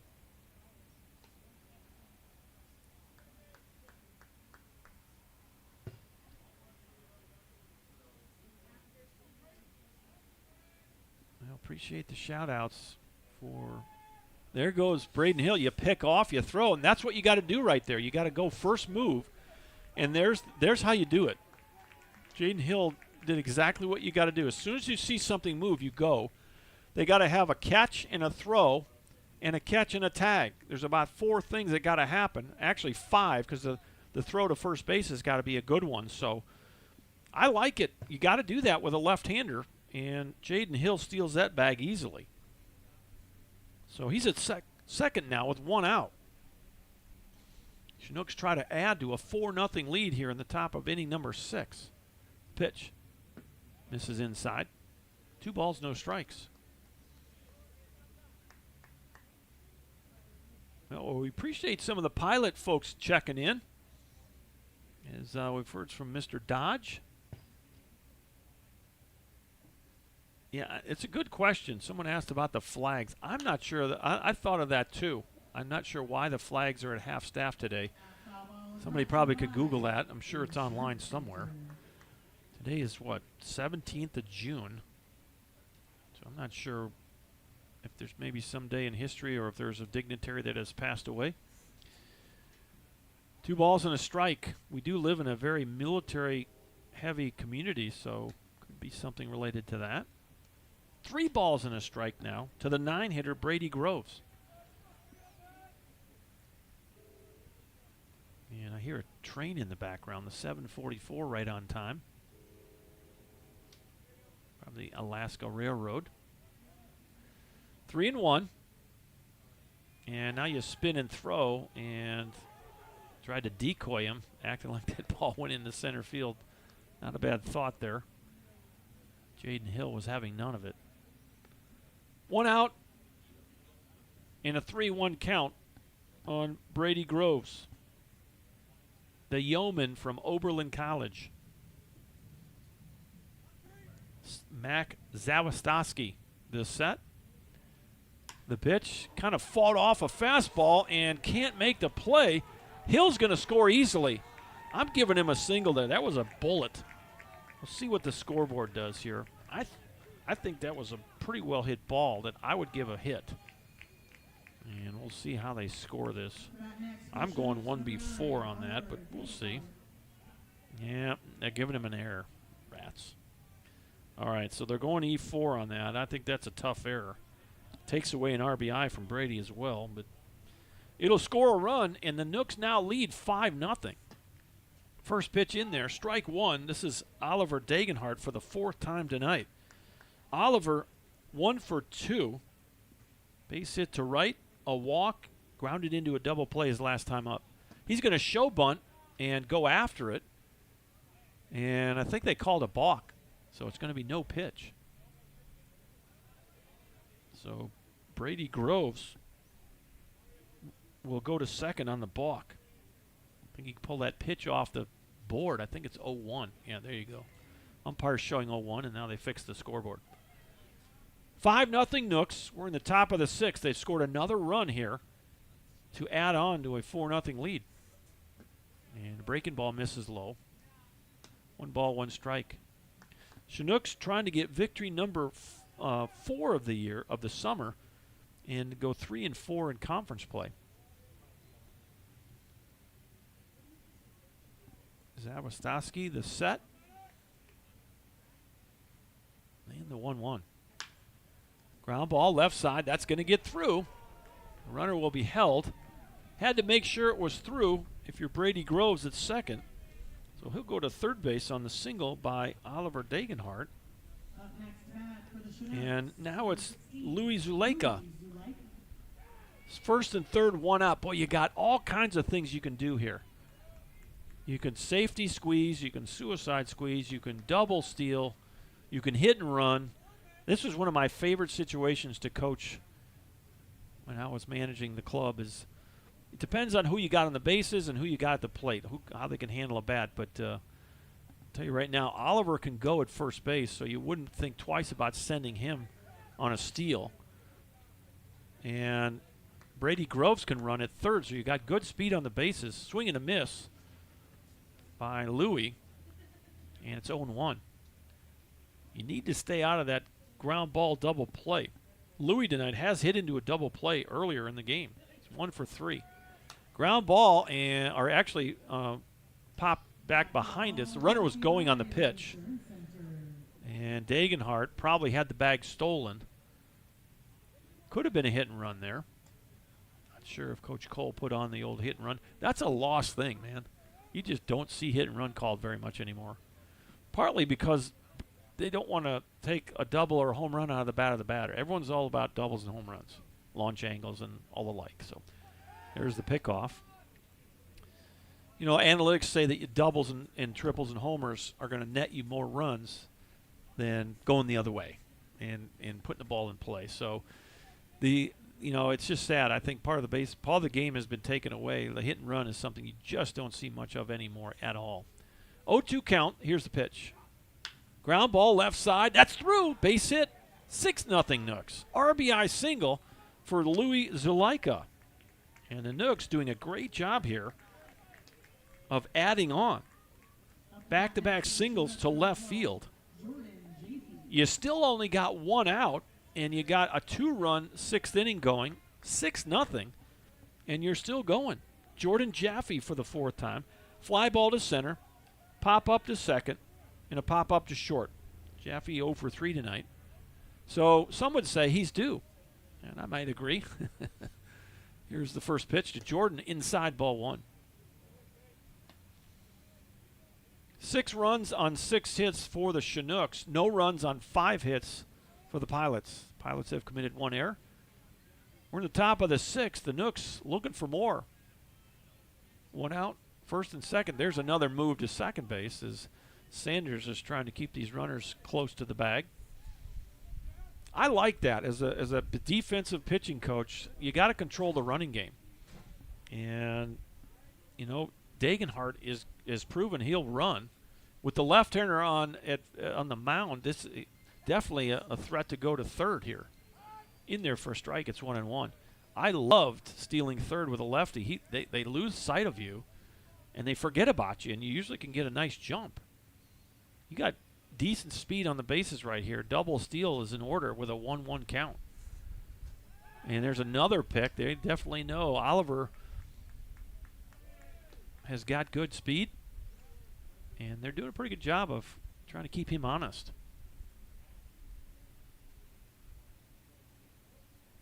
I had a verbal sign in this situation right here with my guys. 1-1 pitch off the plate, 2-1.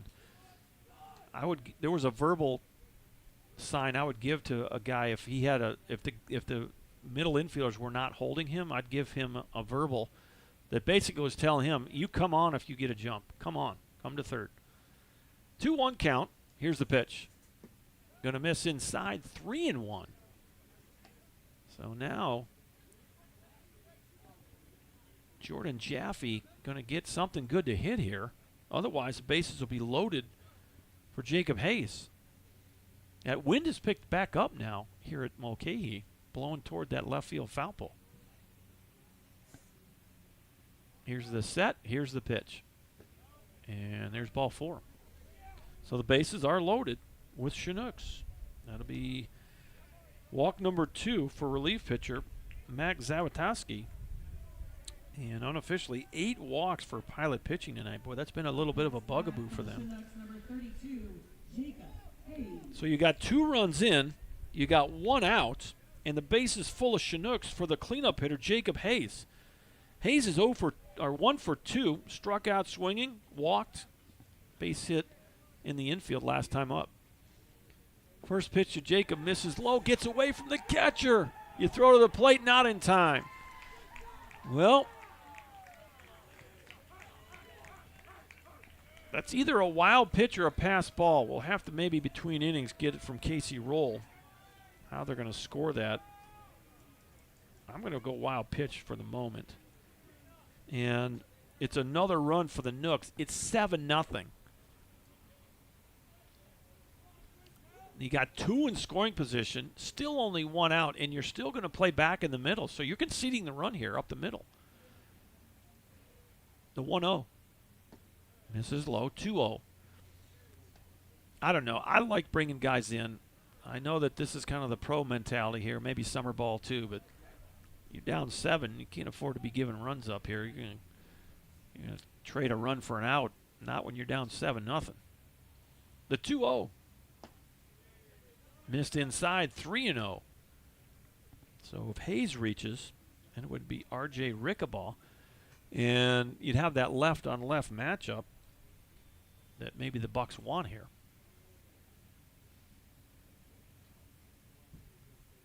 Next pitch pops out of the glove, called a strike. It popped right out of the glove of Evan Chadwick.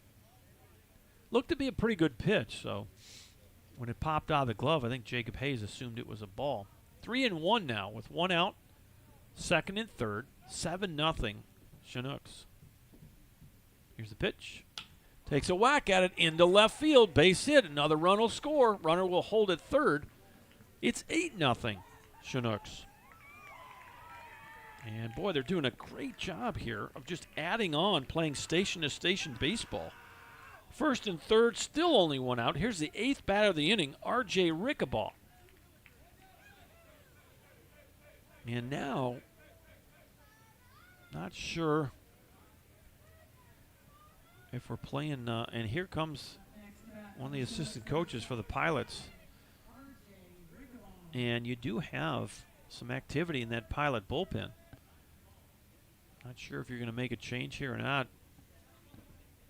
Max Zawistowski came on to start this inning. He's only got one guy out. He's faced 7 batters. The sequence this inning has been walk, strikeout, E4,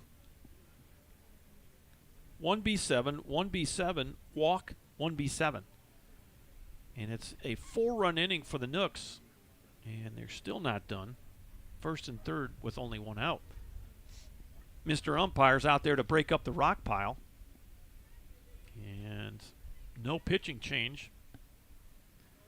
And honestly, right now, nobody thrown in that Pilot bullpen. So I think you're going to try to let Mr.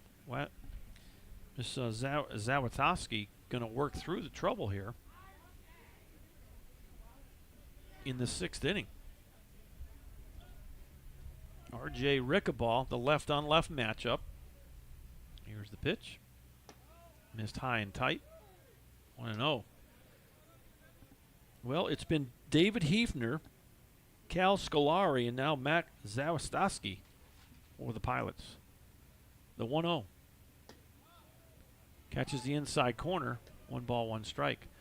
Again, with first and third, one out, all kinds of things you can do. You're not likely to have Hayes moving here. And you're probably just going to continue to try to swing the bats now that you got a 4-run inning going. The 1-1.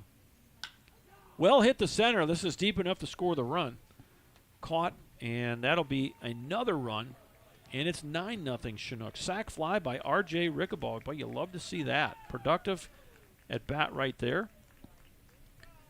Jaffe comes home to score run number 5 here in the inning.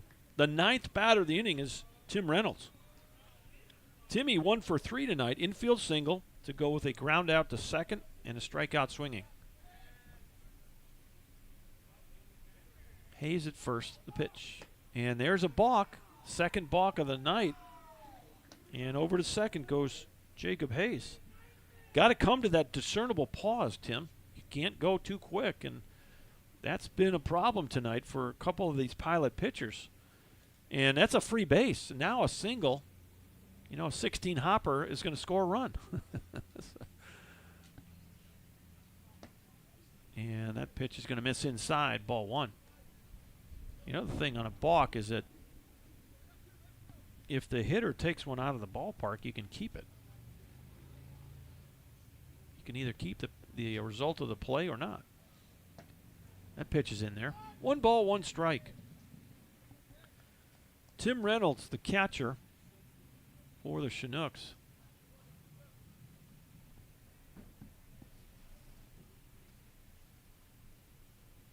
.5'11", 180, a sophomore from Lucas, Texas. And there's another balk. So now you've moved him 2 bases without swinging the bat.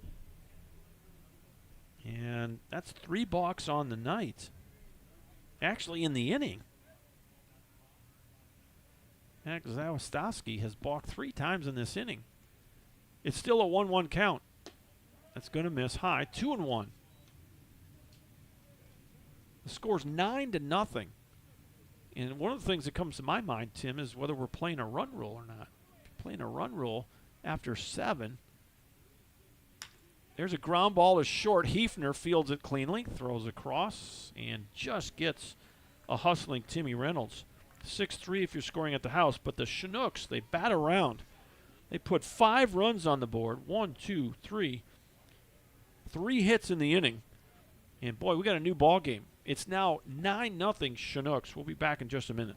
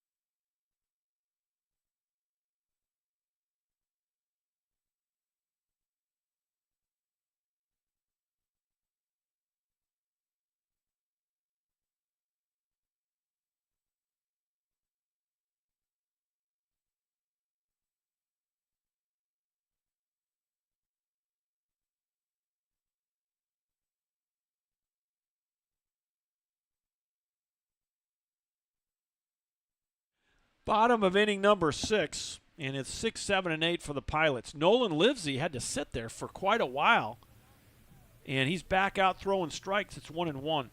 This is Troy Sanders, the second baseman. 1 for 2 for Sanders. Base hit to left, ground out to second base. We're not 100% sure up in the press box if we're playing any kind of run rule. We are playing collegiate rules. And some conferences will play a run rule after 7. I don't know, Mr. Umpire seems to think that the bullpen gate might be open, and what they're opening it now. What's the deal? Oh, it was slightly ajar. So he wanted to make sure that was tight down there. 2-1 the count. High pop up, right side of the infield. Louis under it, and he'll squeeze that for out number 1. So Troy Sanders pops up to second base. 1 up, 1 down. Here in the bottom of inning number 6, 9-0 Chinooks. Here's Jake Dodge. Strikeout swinging, ground ball to first. Dodge 0 for 2. We had a Dodge family member chime in on the live chat earlier, so not sure what we're going on here. We got to plug this in so that my phone is starting to die.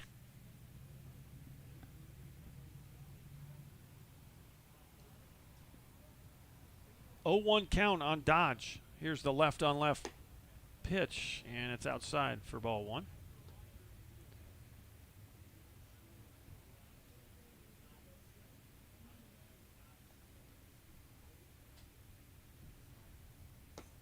Next pitch is in there, 1-2.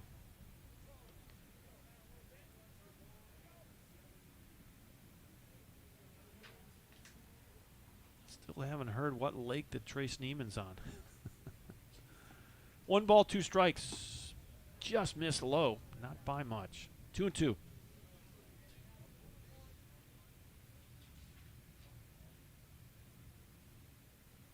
Okay. We just got an answer on the half staff by Greg, so thanks for chiming in on that. Ground ball, first base side. Hayes picks it up, drops the ball, and then flips it over to Nolan for out number 2. Well, so that'll go 3-1 if you're scoring at the house. 2 up, 2 down in the Pilots' 6th inning. Now it's the 8-hitter, Marcus Sanders. Popped up to first, grounded out to third base. So Greg Ryan has told us that half staff is in honor of Alaskan Representative Ann Sprunholtz. So I'm not sure who that is, maybe, but she is evidently in her honor. So thank you for that answer.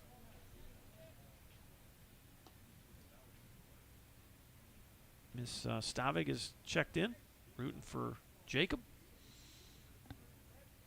First pitch fouled back, 0-1. To Marcus Sanders. Boy, what a nice outing by Nolan Livesey. Pop up could be in play here. Timmy Reynolds giving chase, and he runs out of real estate. No balls, 2 strikes. Well, Gig'em Aggies, man, I used to coach at Texas A&M, and boy, they're sitting pretty in the winners bracket in the College World Series in one of those brackets. So that's where you want to be. Try to get in that championship series. Swing and a miss, got him. High fastball, and Sanders chased it. Haven't had a lot of punch-outs for Nolan Livesey. By my count, that's only 3 on the night. But he gets the Pilots in order. It's another 0 on the board. We're going to the 7th inning. It's 9-0 Chinooks.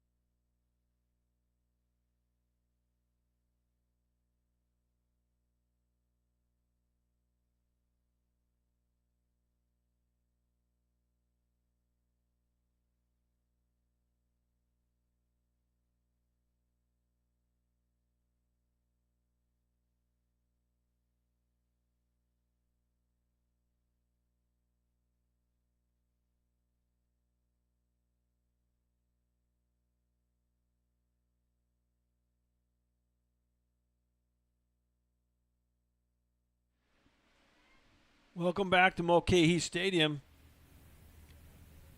And the Chinooks, after having batted around the last inning, it's Jaden Hill to lead off here in the 7th. He started the 6th inning with a walk. Got a new pitcher for the Pilots. Ground ball, right side, and boy, you got way off the bag, and Marks will drop the ball. So that'll be an E1. Second error of the night. Ground ball to the first baseman. And Jake Dodge made a good feed over there. And the new pitcher is Dylan Marks. And he just dropped it. So, they haven't put the error up there, but it's got to be an error. So we'll go E1 on that. First pitch going to miss low to Sam Kwapnowski. Sam struck out swinging his last time up, has walked and sacrifice fly to center field on an RBI back in the 2nd. Ground ball, this could be 2. 4, 6, 3. Double play. Boy, a lot of double plays tonight by really both sides. And there's quickly 2 outs. That erases the base runner. And with 2 outs and nobody aboard, now it's Brady Groves, the 9-hitter. 9-0 Chinooks. Almost time to stretch it out. Been sitting there on the easy chair or laying out at the lake. It's time to stretch out those legs. 7th inning stretch coming up. First pitch swinging, fouls it off, and it's 0-1. 9 runs on 7 hits, no errors for Chugiak, Eagle River. No runs, 5 hits, 2 errors. They did give him an error on that, by the way, for the Anchorage Glacier Pilots. And another foul ball makes it an 0-2 count on Brady Groves. Brady, 1 for 2. RBI single, hit batter, reached on an error his last time up. I thought he got robbed. I thought it was a hit. Swing and a miss, got him. Boy, good breaking ball there by Dylan Marks. And that'll do it for the Chinooks. 3 up, 3 down, a little unconventional way. That's the first strikeout for Dylan Marks. And unofficially just 5 strikeouts now for Pilot pitching. Time to stretch it out at the ballpark. The Nooks lead it by a score 9-0. Back in a minute.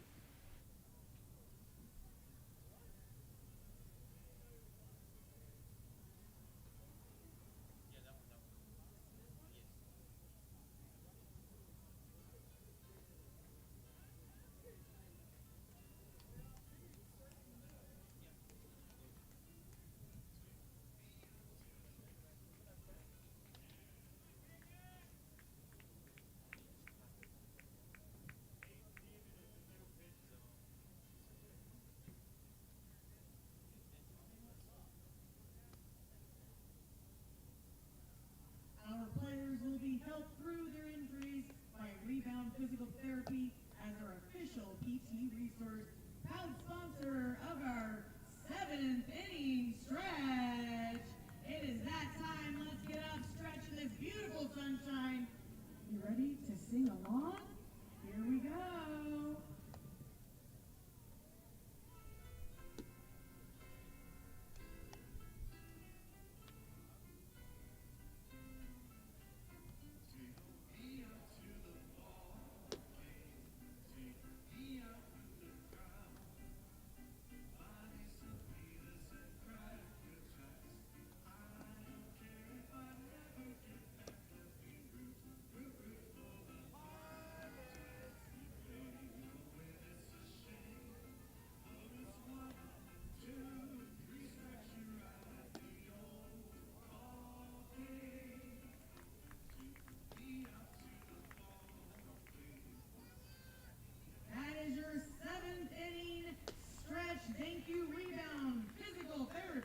All right, the Chinooks have gone to the bullpen for the first time tonight. What a nice outing by Nolan Livesey. He navigates 6 complete innings, scatters 5 hits, no runs for the sophomore from Metro State University, the Englewood, Colorado native.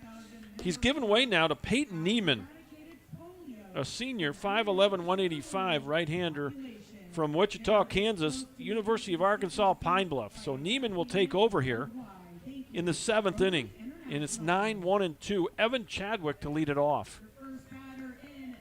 Chadwick, ground ball to third, base hit to left field. 1 for 2 for the Pilot catcher. Missed inside, ball 1. 9 runs, 7 hits, no errors for the Chinooks. No runs, 5 hits, 2 errors for the Pilots. Boy, good pitch there. Called a ball. 1-1. Or, I'm sorry. Yeah, 1-1. Well, the scoreboard says 1-1. It might be 2-0. See what this next pitch brings. And that's tap foul. Scoreboard's going to say 1-2. Not sure. It's might be 2-1. Mr. Umpire's not correcting him. So nobody on, nobody out. Bottom of 7. Hope you got up and stretched out during that 7th inning stretch time. Needed to turn up the volume on that Take Me Out to the Ball game here. Good crowd tonight here at Mulcahy on a beautiful evening. 64 degrees, sunshiny. Boy, we'll take it every day of the week. The next pitch, boy, high pitch and hammered foul down the left field line. That ball is brought to you by the Insurance Center. This Mulcahy Stadium is surrounded by ball fields, especially in the outfield area. Back behind us is Sullivan Arena, ice rink and a basketball arena. There's a line drive to third, and Jaffe spears it out of the air for out number 1. That's going to be an L5 if you're scoring at the house. Top of the lineup, Logan Sanders steps in for the 4th time. Sanders 0 for 2 with a walk tonight.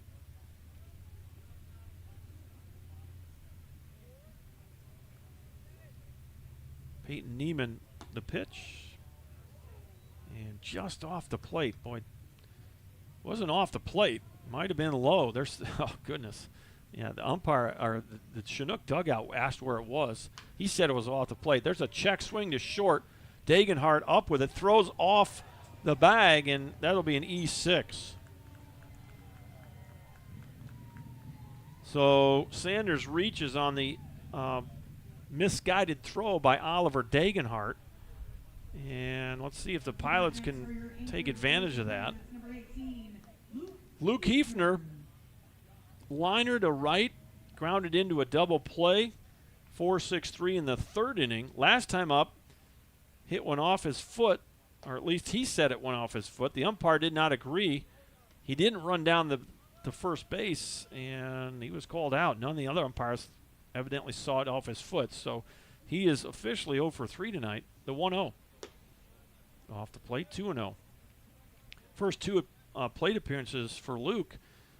Barreled the ball up. He had a liner to Kopnowski in right, and he smoked the ball to Zuleika on that double play. Pitch is off the plate, 3-0. So Neiman now with a 9-run lead. Well, you just kind of pitch to contact here. You're not trying to avoid anything. Let these guys hit the ball. The 3-0 in their first strike. Another flyover here at Mulcahy.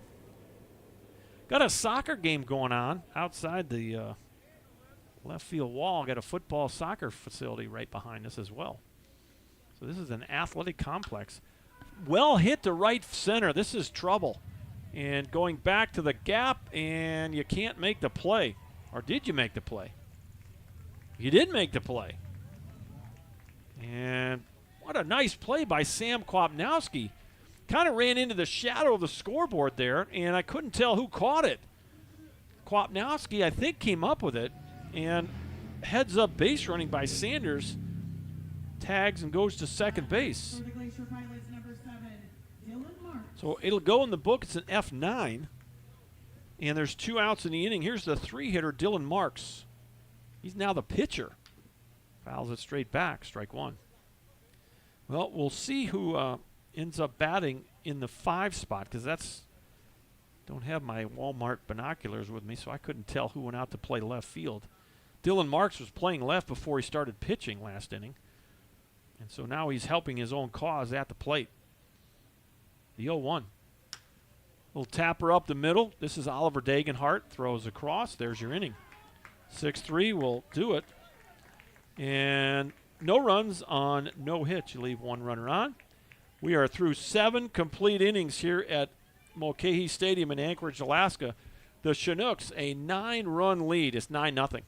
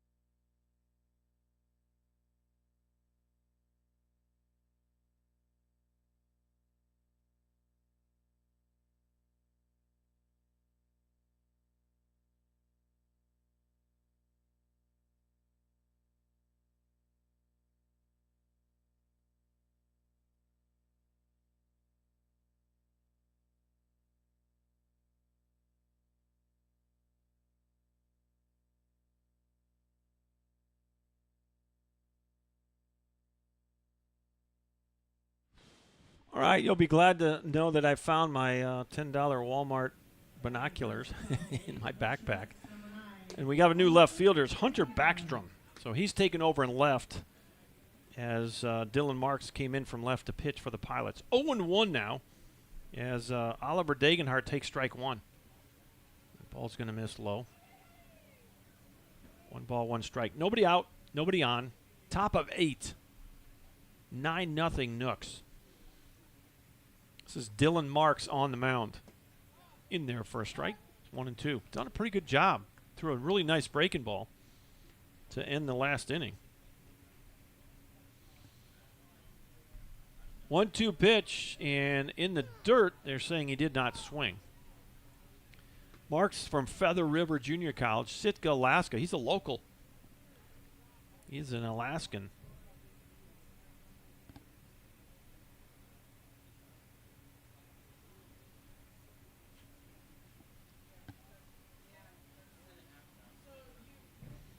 The wind and the 2-2. Ground ball, third base side, foul.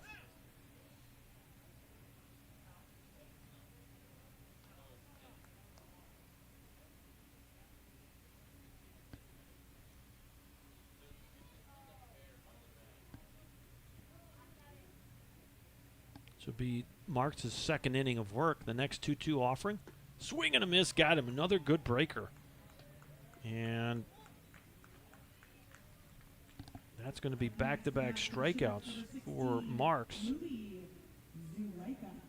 And Louis Zuleika will step in. Couple of hits for Louis tonight, 2 for 4. Single to right, single to left to go with a couple of ground balls. First pitch. First pitch up the middle, 3-hit night. Boy, in the hole, no way to get him.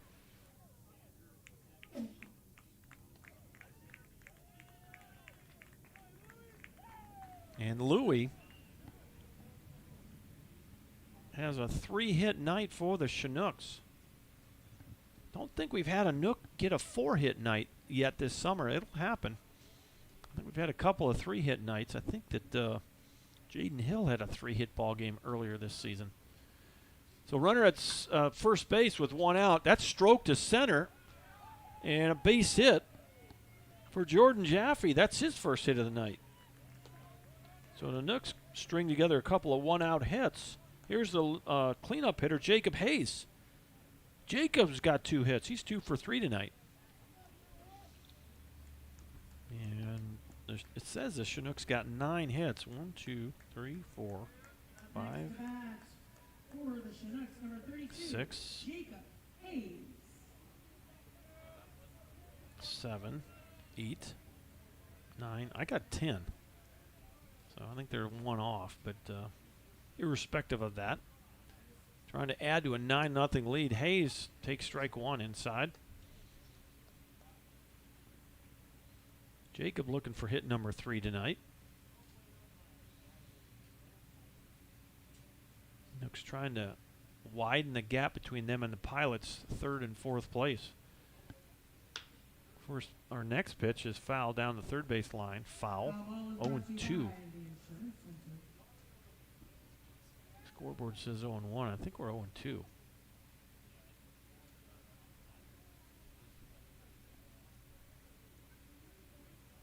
One out, 2 aboard. Dylan Marks on the mound. The kick, the pitch. Fouled off right side. That's going to get out of play into the bleachers. Well, we started the night. Ball is brought to you by the Insurance Center. Let's see if we got...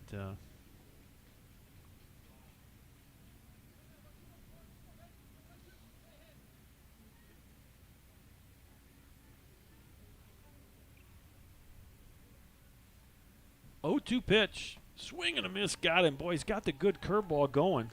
And that's another strikeout. 3 strikeouts now for relief pitcher Dylan Marks. 7 strikeouts for Pilot pitching. 2 outs in the inning, and R.J. Rickabaugh steps in. Yeah, I did see Greg asking about the George Strait concert. Had, I don't know, 110,000 people at Kyle Field. I think it was last night or 2 nights ago.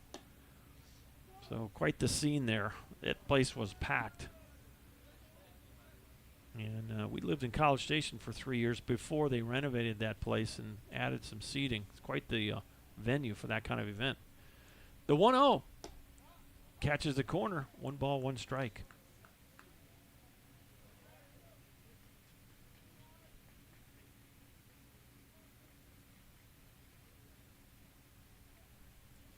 Two outs, 2 aboard. The pitch fouled off the foot of R.J. Rickabaugh. And it's 1-2. R.J. 0 for 2 tonight. Grounded out to first base. Struck out looking to go with a walk and a sac fly. He does have an RBI tonight. Hit a fly ball his last time up to drive in a run. 1-2 count. Probably going to see a breaking ball here. He's got good downward movement. And actually, it's a fastball away. Maybe just showing it here. Now he may come back with that back foot breaker to the lefty here. R.J. Rickabaugh. 2 outs and a 2-2 count. The pitch.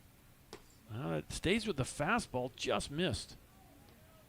So it's a full count with 2 outs. You'll have the base runners on the move here.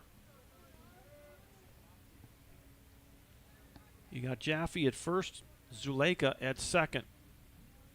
Marks the set and marks the payoff. Fly ball fouled out of play. That's headed over to the Chinook vans in the parking lot. And we'll do it again with a 3-2 count.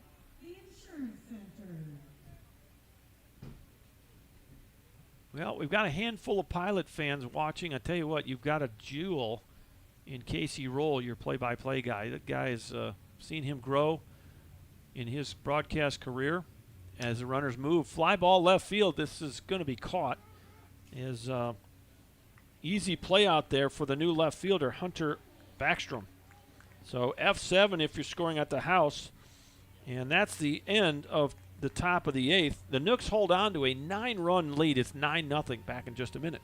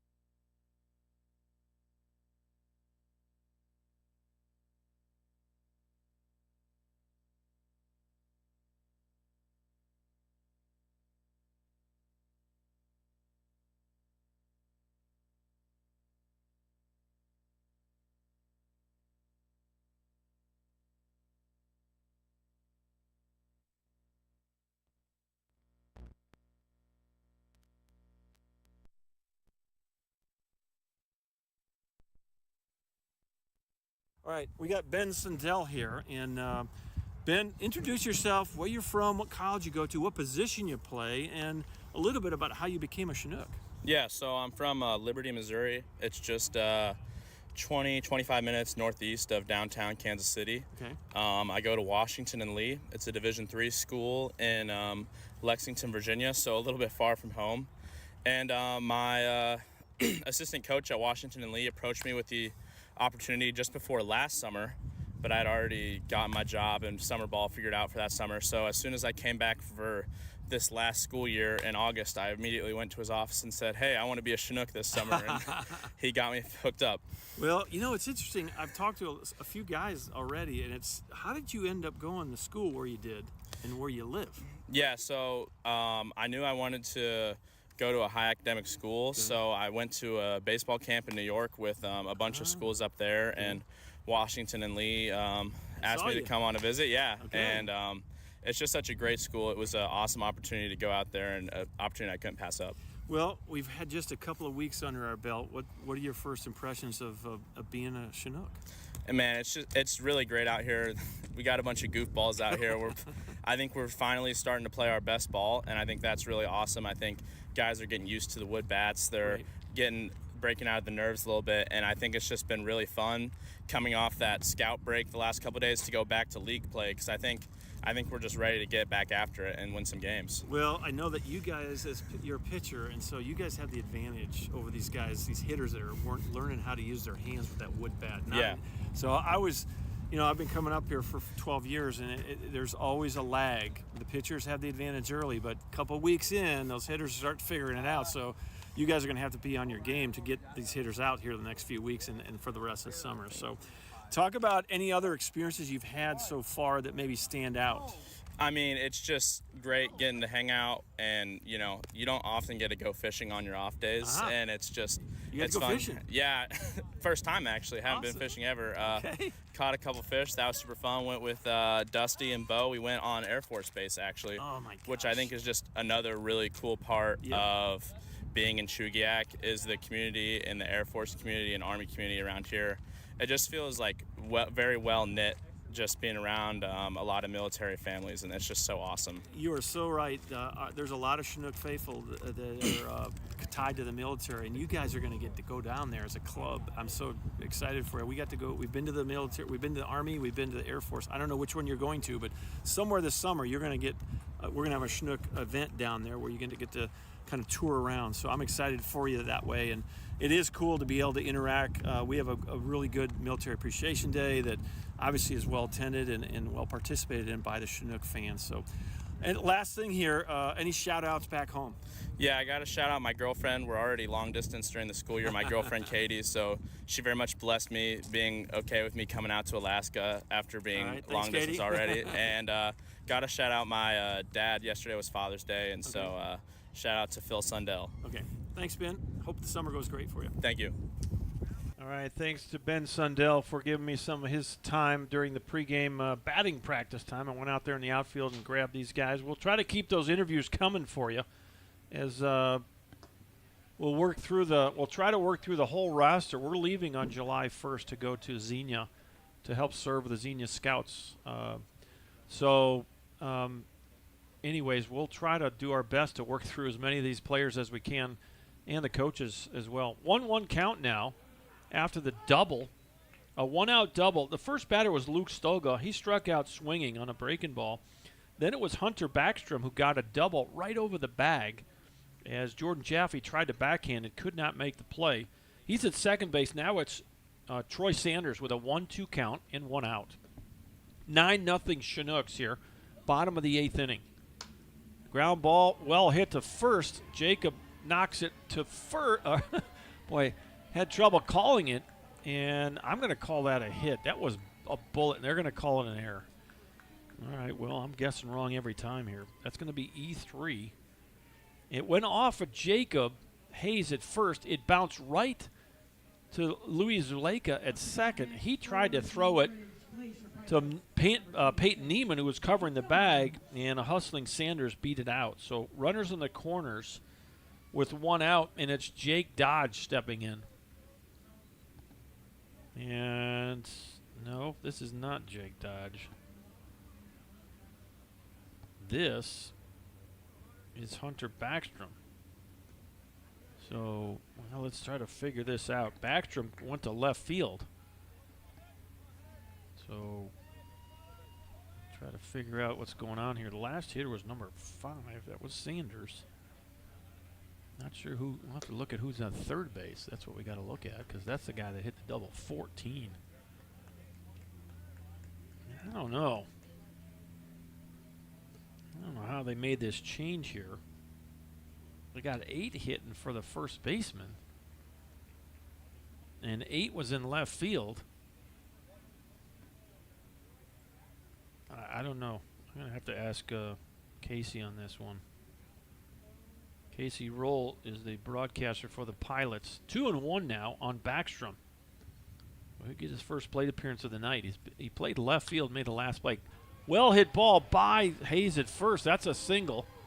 And no play at third base. You make a bad throw. That's an ill-advised throw from Kwapnowski. No reason to make that throw. Runner was going to get to third easily, and all it did was allow Backstrom to get to second base. So that'll be a single. And Sanders goes to third, and now the Pilots got a little momentum going here. Still a 9-1 game, so they just scored their first run of the night. Second and third, 1 out. And then now it's Marcus Sanders. And let's see if the Pilots can capitalize here. They actually 1 run on 8 hits for the Pilots. They've committed 2 errors. 9-1 for the Chinooks. Well, maybe they did give him a hit. You have to double check on that. Neiman now from the windup, the 1-0 pitch. And that's tapped foul, third base side. 1-1. Well, you're just looking for outs here if you're a Nook fan. You're up by 8 runs. And you're chasing now, what? 5 more outs to win this game with an 8-run lead. Hammered to left field, and that's foul. That ball was drilled by third baseman Marcus Sanders. Last 3 batters have absolutely barreled up some balls. Troy Sanders hit a bullet. Actually had 2 bullets hit right at first baseman Jacob Hayes. And I thought both of them were hits. There's a grounder to short. Should be an out. This is Dagenhart, and there's 2 outs. So you'll trade an out for a run there, and it's 9-2. So a leadoff strikeout to Stolka, a double by Shanahan. So now it's the catcher, Evan Chadwick, with 2 outs and a runner at second. So the Pilots have chipped away here. Now it's a 7-run lead for the Chinooks here in the bottom of the 8th, 9-2. First pitch, in there for a strike. Chadwick on the night, 1 for 3. Ground ball to third, base hit to left, and a line drive right at Jordan Jaffe his last time up.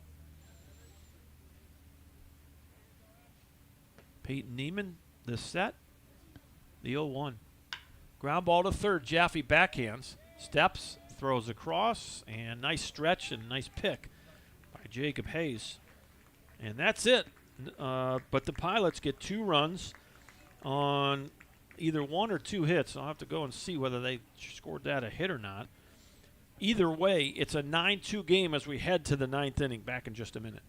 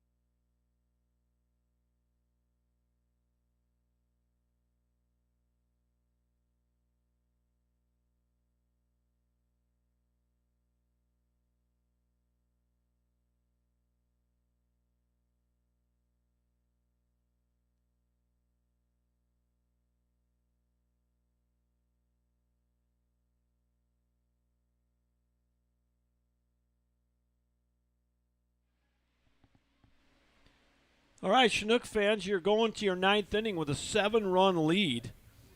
And Timmy Reynolds will lead things off. 1 for 4 tonight for the Chinook catcher. First pitch misses high, ball 1. It's Dylan Marks, 5'11", 165, the right-handed freshman from Feather River Community College, Sitka, Alaska native, back on the mound for the Pilots, eating up some innings here in a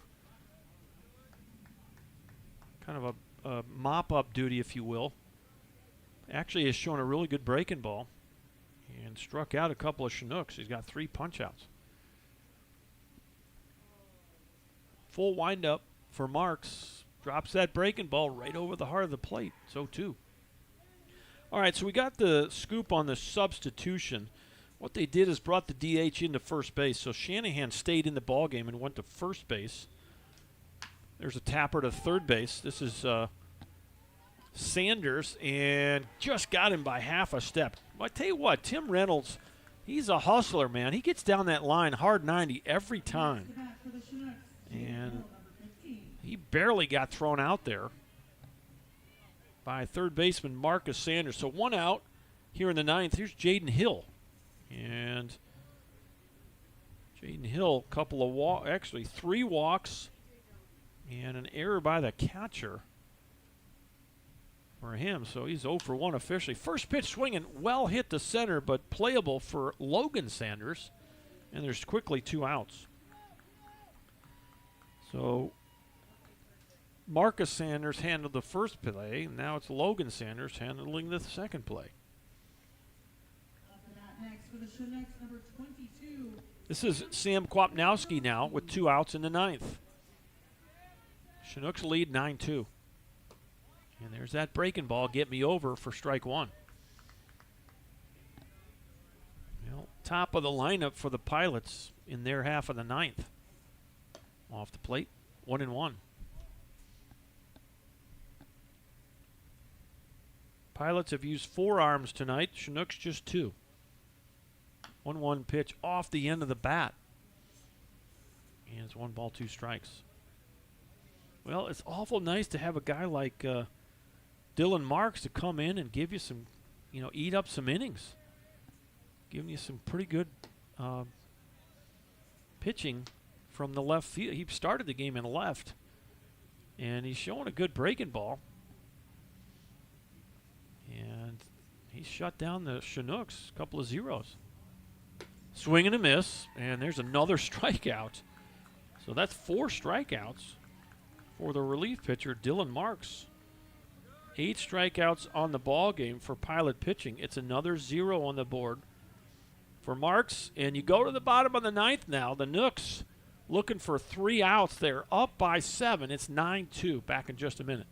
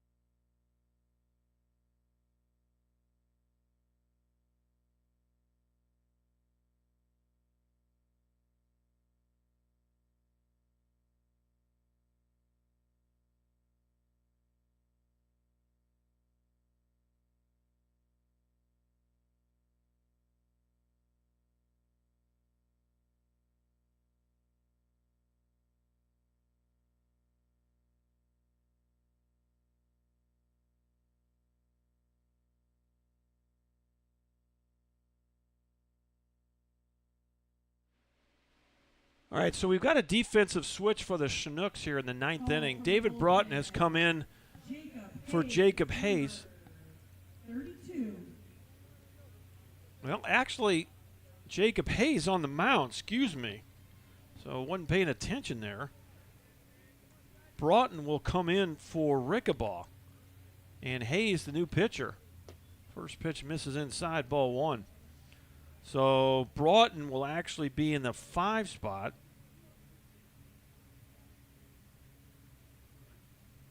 And we're in a 9-man situation here as we play on in the 9th inning. So Hayes goes to the mound. Rickabaugh out of the game. Broughton at third base in the 5 spot. So if you're scoring at the house, that's the change. It's Broughton for Rickabaugh. 2-0 pitch off the plate, 3-0. For the Pilots, it's the leadoff hitter, Logan Sanders. 5th plate appearance for Sanders. 0 for 3 with a walk tonight. And the 3-0 in their first strike, 3-1.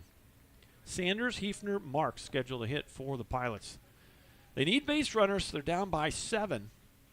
9-9-1 for the Chinooks. 2-8-2 for the Pilots. Boy, kind of a half swing just to stay alive. And I don't know why. Well, now it's 3-2. A little defensive swing for a 3-1 count. Nobody on, nobody out. Jacob Hayes trying to close it out for the Nooks. The set, the payoff. Missed high, ball 4. Well, that's what you can't really have. Only way you're going to let these Pilots back in the game is by giving them some free passes.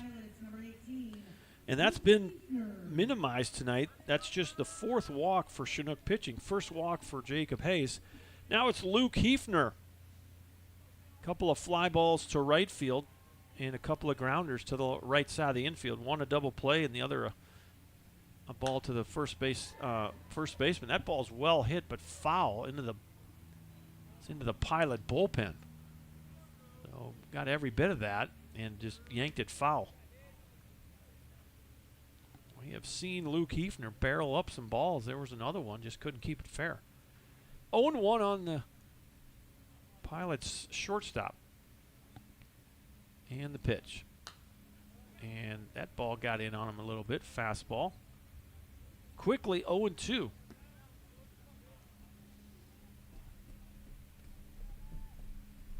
Chinooks looking for win number 4 this summer. Win number 3 in ABL play.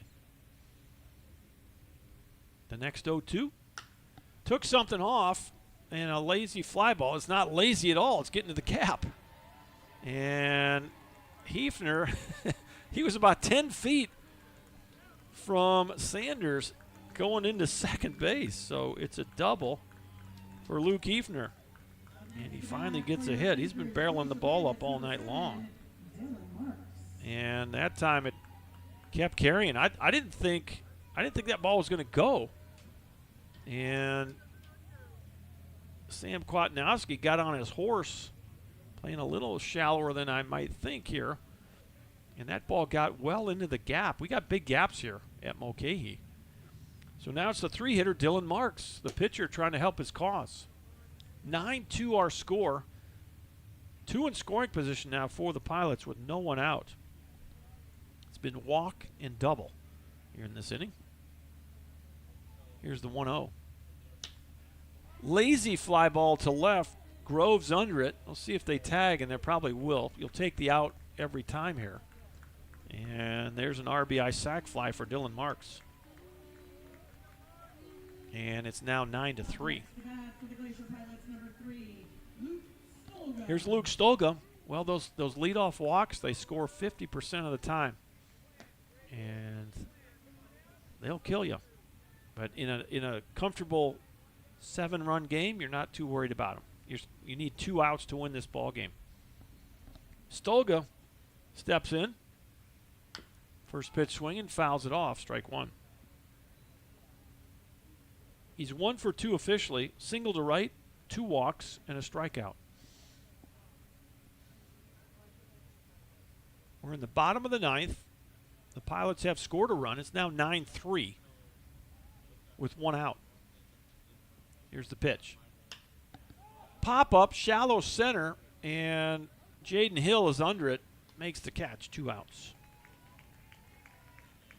So now you're 1 out away from securing a win for the Chinooks. And the 5-hitter is Brendan Shanahan. He's now playing first base.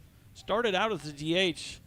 Both teams now officially in a 9-man lineup, as they both have some guys that do a pretty nice job of coming in from their defensive positions to pitch. And this is not a safe situation for Jacob Hayes, but he's trying to nail this thing down and finish it up. First pitch misses inside, ball 1. Shanahan 2 for 3 on the night. A double and a single. Got hit by a pitch, grounded out to second. Pretty good spot, called a ball. Well, we started right at 6. We're working on 3 hours here. Pace of play has been pretty average tonight. The 2-0. Fastball off the plate. 3-0. Well, walk isn't going to hurt you here. If Shanahan walks, it would be Troy Sanders coming up. Here's the 3-0. Catches the outside half of the plate, 3-1. I mean, this is where you just feed it in there and let him hit it. Even good hitters get themselves out 7 out of 10 times. You got a 6-run lead in 9th. Throw one in there and see how far he can hit it. Let your defense go to work.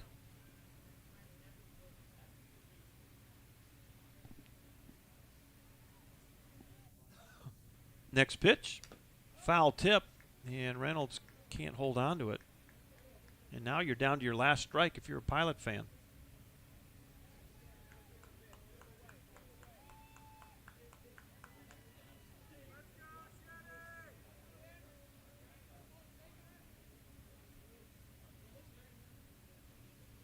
Three, 2 outs. Here's the pitch. Ground ball to short. This should do it. Degenhart fields it, throws it. Ball game. 6-3 if you're scoring at the house. The Nooks get the win by a score of 9-3. In the final inning, the Pilots do get a run on 1 hit. They leave 2 guys on. And, boy, the Pilots had their opportunities tonight. They left 12 base runners on base, 7 of them in scoring position.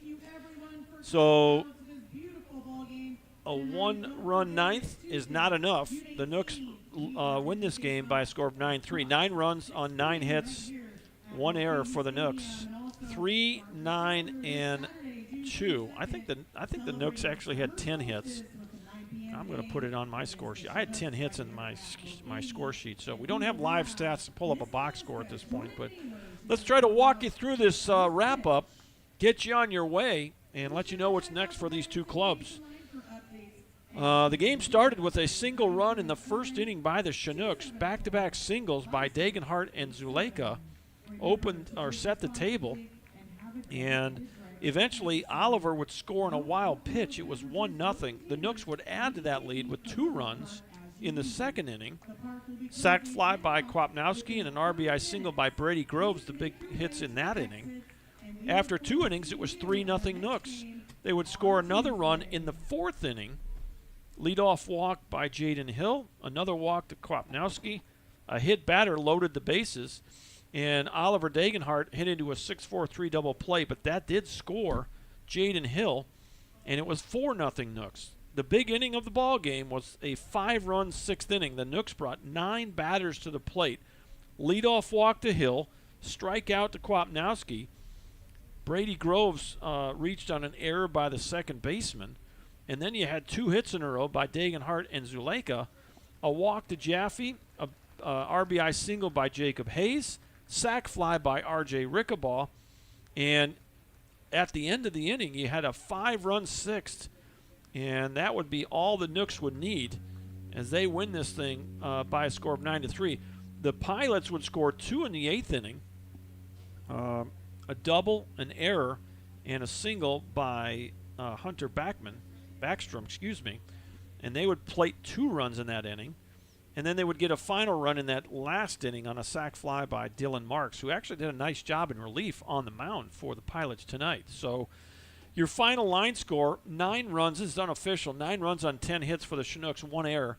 The Pilots, 3 runs, 9 hits, 2 errors for the Anchorage Glacier Pilots. This loss, unofficially now, will take the Pilots record in the ABL play to 2-6. And they're still missing a game or two that they should score here at some point soon to try to get those standings in order.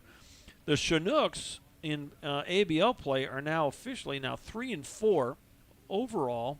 They're 4-6, and so that will do it for tonight. Your winning pitcher will be Nolan Livesey, and let's look at the stats here and see unofficially what Nolan. Well, I'm looking at the wrong side here. Sorry. We'll look at the Chinooks stats. And let's see, Nolan Livesey coming into tonight.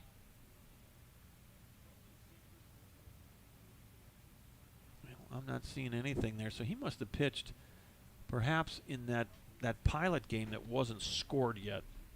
So I'm not sure what his record's going to be, but he will get the win.